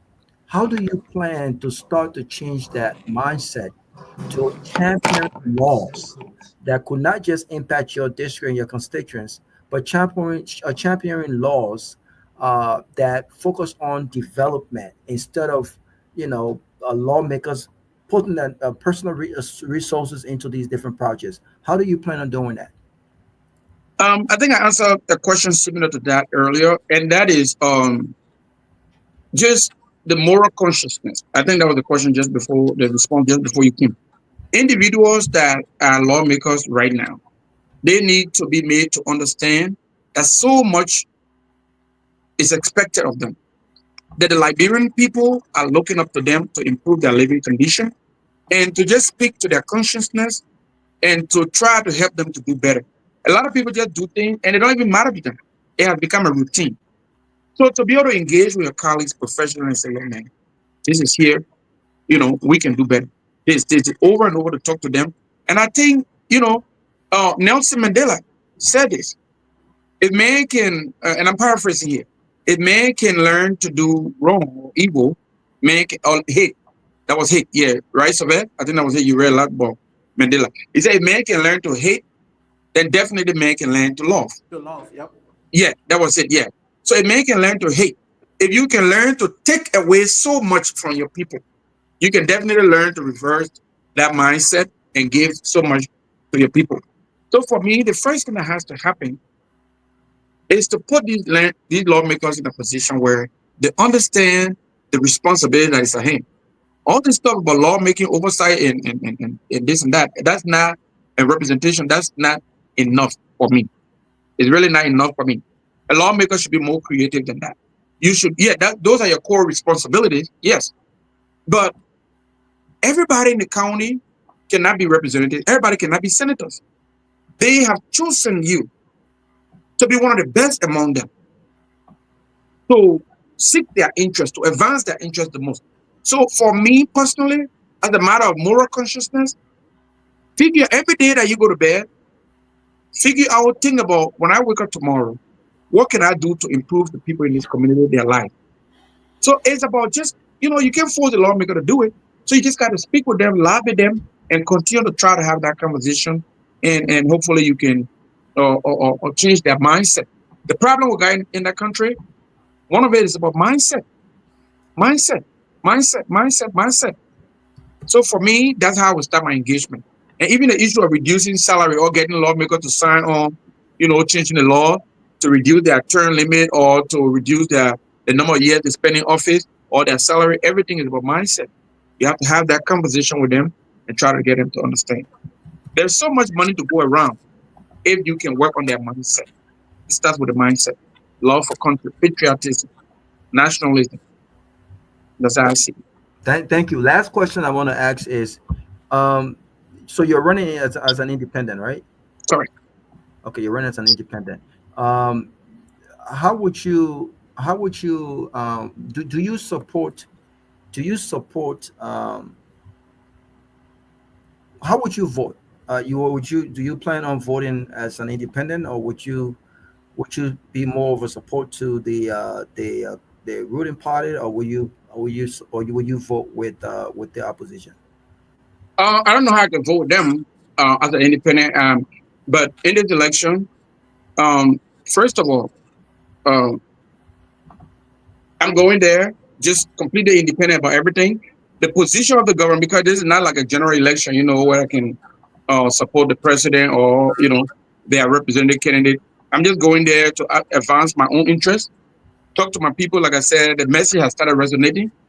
A lot of people that we talk to, every week we are having 2-3 video conferences, and the people are saying, "Where have you been all this time? Please come, please come." No. The question is, if you are in a Senate, if you are elected, will you support government agenda? On the government side, agenda or opposition I agenda? apologize. Okay, when I win this election, how will I cast my vote? What I will vote with the majority and things like that. That's what you're asking. right? Yes. Oh man, I didn't prepare for that question. Jesus Christ. That's That's a very smart one. I didn't think about it. You really got me with that one. I'm not even going to lie. But I think I will vote on the issue. I think I will vote on the issue because when the issue is put on the table, every single time I will speak to my office in the district to understand what my people's position. So it will be about the issue and what's in the best interest of my people.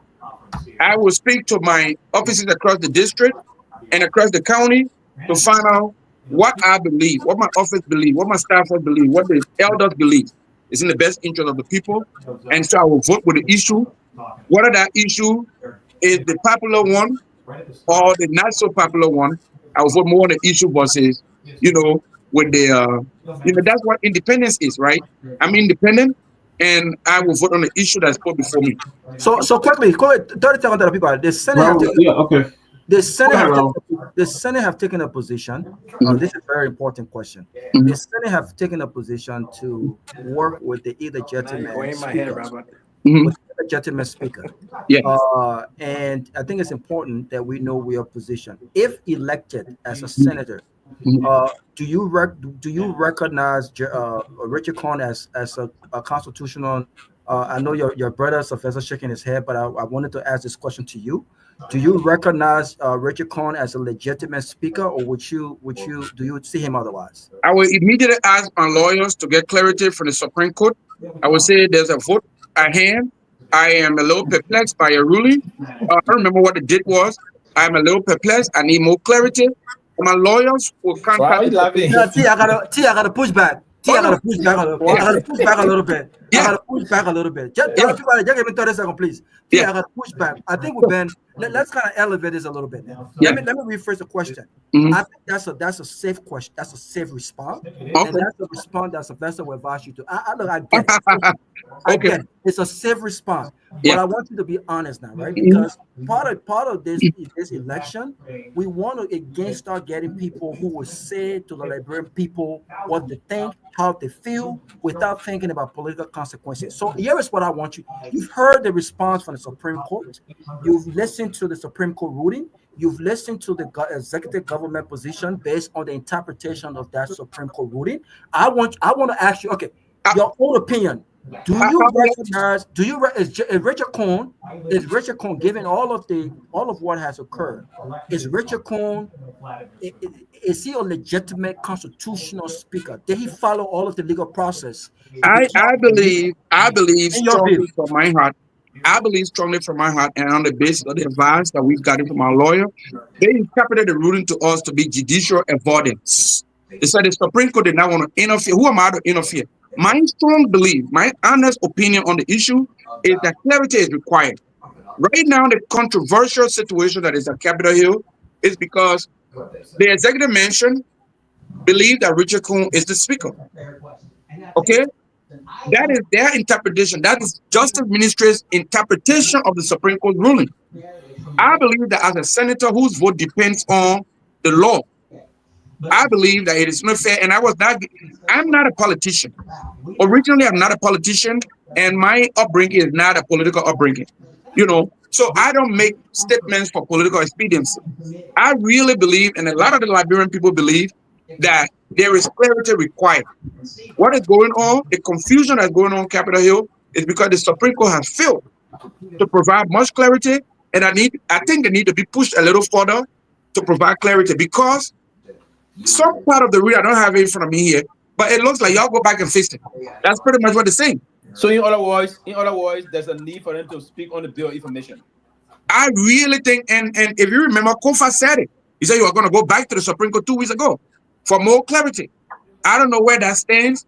I really believe the Supreme Court did not show up to the Senate, which is indicative of their position. The Associate Justice made the best clarity ever, even though it did not come from the Supreme Court, the entire crew. But they made a point on not being involved because there's a crisis currently ongoing at the legislature. Thank you. Again, if I was you, and I'm not going to ask you to answer like the way I would answer, it's clear that Richard Cohn is illegitimate. He's not followed all of the procedure. He's not respected the rules. I'm surprised and I'm disappointed that the Senate has decided to work with them, not on legal grounds, But I just wanted you to just say, listen, I think they have not followed the legal processes. I'm in a race. I'm in a race for Senate. You're responding safely. I think. It was not meant to be safe or Robert, to be honest, I did not mean it to be a safe response. I just meant it to be an honest and realistic, practical response because there is confusion on Capitol Hill, and I believe that the Supreme Court is responsible for that. They can clarify everything. I really do believe that. I'll stop here for now. Thank you. All right, yeah, we running out of time. Anthony will come out with 2 questions, and then thank you so much. I appreciate that. Thank you, man. I appreciate it. And thank you, Robert, for pushing back. And I'm going to come out with 2 back questions from where you left off. First and foremost, good evening, my dear brother Fangalo. Is that your name? Thank you. Mr. Aspiring, thank you for your time on the show. Good evening to my fellow panelists, our foreign audience and listeners. The question was posed to you by Councilman Russell. Would you abide by the rule of law in Liberia? You clearly said your record will speak for itself. Yeah. You have an opportunity now. Liberia is a constitutional democracy. If you believe in the law, you should follow the Constitution of Liberia. Nothing else should guide your decision making unless the Constitution of Liberia. Absolutely. You want to be a senator of Liberia, though you'll be representing a county, Nima County, but you'll be the senator of the Republic of Liberia. If elected, you will be sworn into office and you'll take an oath of office, swearing that you will uphold, defend, and protect the Constitution of Liberia, so help you God. Correct. All on that backdrop, you are now, for the purpose of this discussion, let's assume you're a senator. Under the current circumstances, will you do business with Richard Coon? As it stands right now, for me to do business with him or not do business, I think you're asking the same question that Robert just asked. I think both of you are texting each other. I think the 2 gentlemen are texting each other. But no, on a serious note, the message you talk to his lawyer before he takes decision. He still asks the same question. No, listen. The man told us he's law abiding. Yes. Liberia is a constitutional democracy. Yeah. The Constitution is the supreme law of the land. Absolutely. If you are a law abiding, you follow the Constitution, just like you said. Right. Your vote will be based on the issue, isn't it? Yeah. So I'm asking you, if you were a senator at this moment, will you do business as the other senators are doing business with Richard Coon? Will you do business with him? I would not do business. I would not do business with either one of the 2, speakers until I get clarity from the Supreme Court. So that is my same response, because I would not do business with Richard Coon. I would not do business with what the other guy, Fanati Kofa, until I get clarity. So every day my lawyer will be filing paper at the Supreme Court every day until we get clarity. I have colleagues to do the same too. Let me progress. We don't have much time. Thank you for your answer. I appreciate it. You did mention that when Councilman Russell also asked you what would be your signature legislation when you get to the Senate, you say you want to reduce the tenure of lawmakers. Yeah. Constitutionally, that cannot be done through a legislation. It can only be done through a referendum. Correct. You cannot do it individually. It has to be a referendum put on the floor, circulated to the Liberian people, and be brought back, and then put on the ballot based on the result that can be achieved. However, I want to give you credit that to muster the courage and say you want to introduce a legislation to reduce salary. Now, here's the question that I have for you. I'm listening to you keenly, and brilliant presentation tonight. But most of what our lawmakers have been doing is subject upon the national budget, and raising the revenue have been a challenge. What legislation would you introduce that will be a national legislation, not just Nima County legislation, that will prompt revenue generation? Revenue generation, to be able to generate revenue, first of all, I don't know whether it will be I don't know whether I have sufficient information in this moment as I sit here or that's something that I will prioritize as my first set of, activities in the Senate to focus on revenue generated. I will focus more on cutting waste. I believe that we have revenues in the country, in the government, in the budget that can improve the lives of our people, but there is so much wastage. And I will focus on more on, like somebody said from the beginning of the show, you have the finance minister saying religious leaders should pray for USAID and things like that. There is so much waste. There is so much money unaccounted for in the national budget, and things like that. I will focus more on transparency. I will focus more on the strategic use, what we have and how it can benefit the people. And I think we can cut down costs, we can cut down on wastage, and thereby raising money for projects that we need, like healthcare, education, other things that will improve the living condition of our people. To begin to talk about generating more revenue, I believe that will begin a conversation on raising taxes and things like that. I don't know if I'm prepared to begin a conversation on raising taxes as somebody who has been a victim of the tax process in Liberia, where I believe so much needs to be done on the existing tax law already. I would not begin a conversation that will prioritize raising taxes, because the tax that's being raised, are we using it well? Are we using it to advance the living conditions of our people? That's where I begin my conversation, maybe a year or two later, before I begin to redirect my focus on, generating more revenue from the backdrop of taxes and things like that. I'll just focus on tightening the screw, cutting down, waste, and punishing corruption and things like that. And I think from right in between there, the 50 point some million that you say about the cut, we can get way more than that. We can redirect that to improve the living conditions of our people. All right. Let's go to Grace. You already spoke? Yes, Grace did, right? Yes, I did. So let's go to Sylvester. I think you didn't have much to say, but Mr. Fungalo, thank you for coming on. We appreciate you, and I must admit that you have been very, very eloquent here tonight. You addressed the issue beautifully. I hope you will address it like that when you get in the Senate.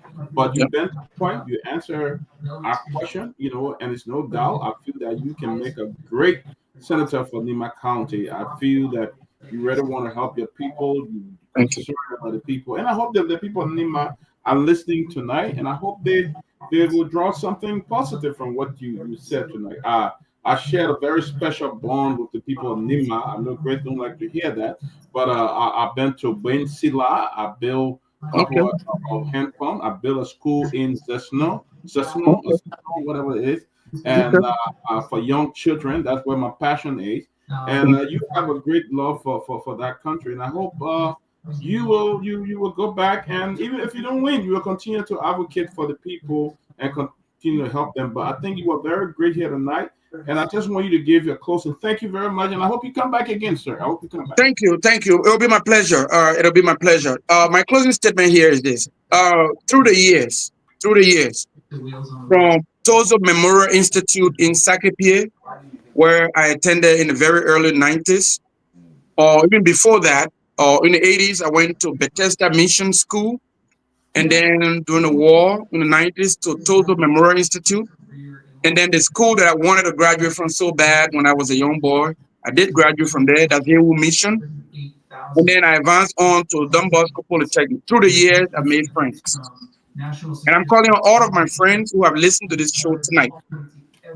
Whether I met you before the war or whether I met you during the war. And my friends from Protestant Methodists in Danane. All of my friends through the years. We are fighting a battle that a lot of people call uphill battle. We need your support. There's one or two persons on your show here who have reached out and said that they will support our candidacy. I don't know if I'm allowed to call names, so I will not call names. But we will be reaching out to all of our friends, because this is a monumental time in Nimba County history, in Liberia's history. This is the moment that we can seize to develop the county, and through that, by extension, develop the country. All of our friends who I did not even go to school with, if you are listening tonight or if you listen to this show later, please reach out. My email is twanoke@gmail.com. or teafford.org. Reach out to us or on Facebook, and we'll direct you to somebody that you can work with to support us. We really, really, really are passionate about going out there and winning this thing and bringing about change. Thank you so much to all of you, the panelists, for giving me the opportunity. It'll be my pleasure to come by anytime. Thank you. Thank you, sir. And we looking forward to have you come back. But I mean, if the people of Nima listening tonight, man, this is somebody that you can probably, if you're looking at Togar or somebody else, you better start looking at this Mr. Fangalo, because thank you. I appreciate it. Thank you. Very, very well. Thank you, sir. Thank you for coming, guys. I think we're gonna cut it. It's 8:34. I think he did a wonderful job. 2 minutes. I mean, 1 minute. Everybody, just give 1 minute of what your expectation today. I mean, what you think of Mr. Fangalo. Give 1 minute each, and then we'll call it a day. Look, I see. What I think is that I see change. When we start seeing the same old people feeling that they are entitled to positions in Liberia, we're looking for different faces now. So, I mean, Mr. Fangalo represents change. The other young man I seen the other day too, he's another one that represents change. So, we're looking forward to see what the Nubadians would decide. You know, too much the same people have ran the counties in the country, and we are not seeing anything different. We don't see any results. So Liberian people need to, I always say, change and bring new people in that can really do the job. If this man is saying that he was going to even waive his 6-year salary when he was running for representative, so you know that he was going to do something substantial because he did not want the money. It was not about the money for him. So let's see what happens. Mr. Russell, quickly. Yeah, I thought it was a beautiful performance. I love his articulation on the issues, and he, he talked a good talk. So we would like to follow up with him and ensure that he delivers on all of what he's been promising. But I agree with Grace. He comes across as someone with very fresh ideas, new face. It's not the same old recycled politician, same old recycled thoughts. So I like to see where this goes. I mean, he sounds very, very clear, very thoughtful on the issues, and I like his answers to all of the questions. I mean, clearly the question that I asked. I love how he responded, and would like to see more of these sort of fresh new faces coming to a political space and trying to offer to serve. So again, I'd like to thank him for his service and for developing the courage to step forward to run. It says a lot. So that's all I have to add. I'll tell you quickly. Absolutely, Councilman Russell, the courage to step up to the plate. To run for the Senate seat is a big shoe to fill. And in this particular race, it will be very competitive. And I want to give it to the young man too. Mustering the courage to want to do this. It's not an easy task to put yourself in this particular scrutiny process. You've been through him, Councilman Russell, it's not an easy task. So those of us who have the ambition to do so, I commend him. Though we try to push him a little bit, but he gives some very good answers. He gives some political safe answers as well. But it is part of the game, and I don't expect him to say certain things because people will interpret it a different way. So I'll look forward to seeing more of him and follow through the process, see how it goes. Thank you, Sylvester. That's your friend. What was your impression for today? On the most serious note, beyond the friendship and the camaraderie we built over the period of years, he's one person that he's a consummate go-getter. So I believe in the quest for him to put things together and all of things. And it's smart man, very smart, that I know. But again, organized in terms of, we coming up in a way, structuring. We should sit there and say, we're planning the country. We sit coming up, so now we just think big. We're going to plan this country. So those kind of ideas coming up and all things. So I'm just wishing all the best. I hope he focused very well. And again, as a student of engineering, so he's the very calculative, right? The tenacity to put things together and play. So the projection and as to all the things he's trying to do, I think he's on course to do some great job. I will hope the people of Nimba will listen to him and he'll go and fight. As he said, when he entered Bella, the topic going to change. And we look forward to say a lot of great things unfolding. But it was good that he came on the show. He came to build his case to sell himself, push through a thought process of a lot of great things he intends to do. And I just admire the way he answered most of the questions. Some of the tough questions, right? That other push shy away to try to be combative when Grace asked the question the last time. And he was kind. Very magnanimous. He asked the question. He was proud to announce that he got 7 kids. And other thing and the rest of that. So that's the politician, because you, the politician, you are the news element. If you are the news element, people have to go deeper behind you and find out some things. So if you don't want those things to happen, be a private citizen, right? But if you're in the politics, people will ask you. More especially you got a case, the Supreme Court say you should pay 1,005 to your they're gonna vet. And then you tell the court say you can only pay 200. You say you can pay 200. And then say, don't bring my power business yet. Yeah, then you want to be senator. You say, no, right, then you can pay 200. They can't get me. I mean, I messed up there. Oh. But the thing that surprised me, Sylvester, hey man, you let me lay my question. Oh no, because you can't. You at least let me ask the minute question and man say you can't answer. Because you are the embarrassment. Greg, you are the embarrassment. So I didn't want all to go too much. The many want to talk about the car. So if you want to red chapter from the beginning, it's unfortunate. You have to allow. If you're a public figure, you can't be a news element. Trust me, you cannot escape that. No, you can't. You cannot escape that. Thank you, gentlemen. Have a good night. Thank you. Yeah, great show tonight. Joe Machala, yes, we did. I can't say all on the national platform, but yeah, the guys in studio were taking care of. But guys, it was a great show tonight. Bravo, you won't forget Bravo. Bravo didn't close. Bravo, yeah, closing. Let's go. Oh God! Oh, you scared? You don't Bravo to keep up with your 5 minute closing. Now you won't. It was funny. Someone just called me, General, or representative just called me. Said, "Hey, bro, why you didn't ask the question a long time ago? 1 year what the man was saying, hey man."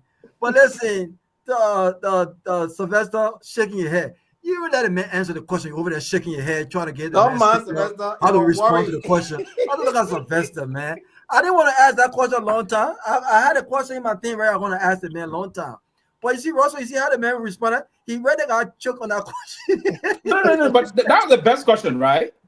He said, I was consult my lawyers. What is the law? It's not clear. Look, we're not trying to put saying in young man career. So that's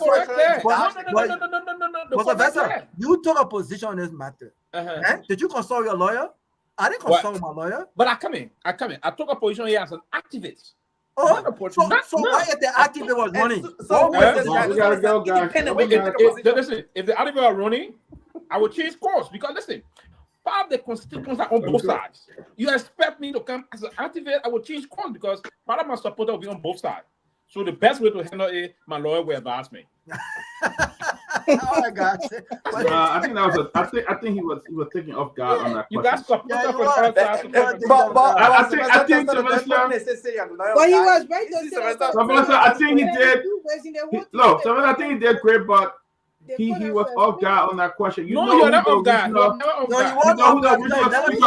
You know who the original speaker is. You know who the original speaker is. Thank you. Exactly. You know who the speaker is. I think he was off guard on that. But he's a great guy, and I think somebody the man did well on the show, right? Let's be fair here. I like the way he's relaxed and porous and has the burning desire. He has the zest to want to be a senator.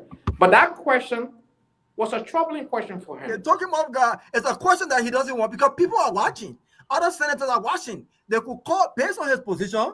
They could sabotage him, bro. So No, that's but why he like said, Liberia I will- divided on this matter. So the man too, he cannot say anything on either side. And nothing but Liberia Liberia be divided divided on on. this They got one speaker and they say, "Yeah, go back and fix your problem." And So that's what- what I brought it close. Then how you get one to speaker say go fix the problem? Every day, Huh? like, it'll be fine. Like, Listen, every day, Y'all like, go it'll be fix it fine. with the one speaker. the internal quote- problem. So they go fix it. They didn't fix it. Honestly, he was caught off guard.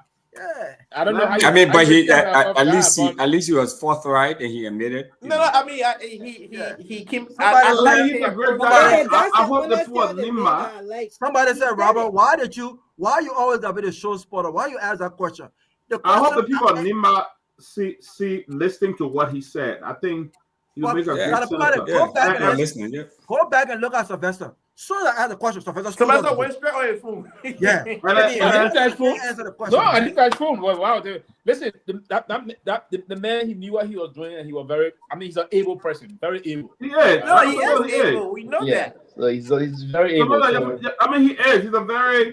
He's an able guy. I mean, I enjoyed his deliberation here tonight. The engagement, it was great. I hope the poor Nima can get out of the closet. But trust me, Raul, if you're contesting, that would be your answer. Huh? If you are a politician with that kind of answer question to you, I think I will lose the election, but my position will remain the same. I will lose. Then you can't be a politician. That's fine. They're just talking because they're contesting. No, I will lose the election. I'm telling you, I will lose. And my position will remain the same. They're not getting into politics. All right, gentlemen, I gotta run. Okay. All right. There is nothing wrong in politics. You take care, man. Guys, you hold it down. I gotta run. Nice evening. Blessings. So great.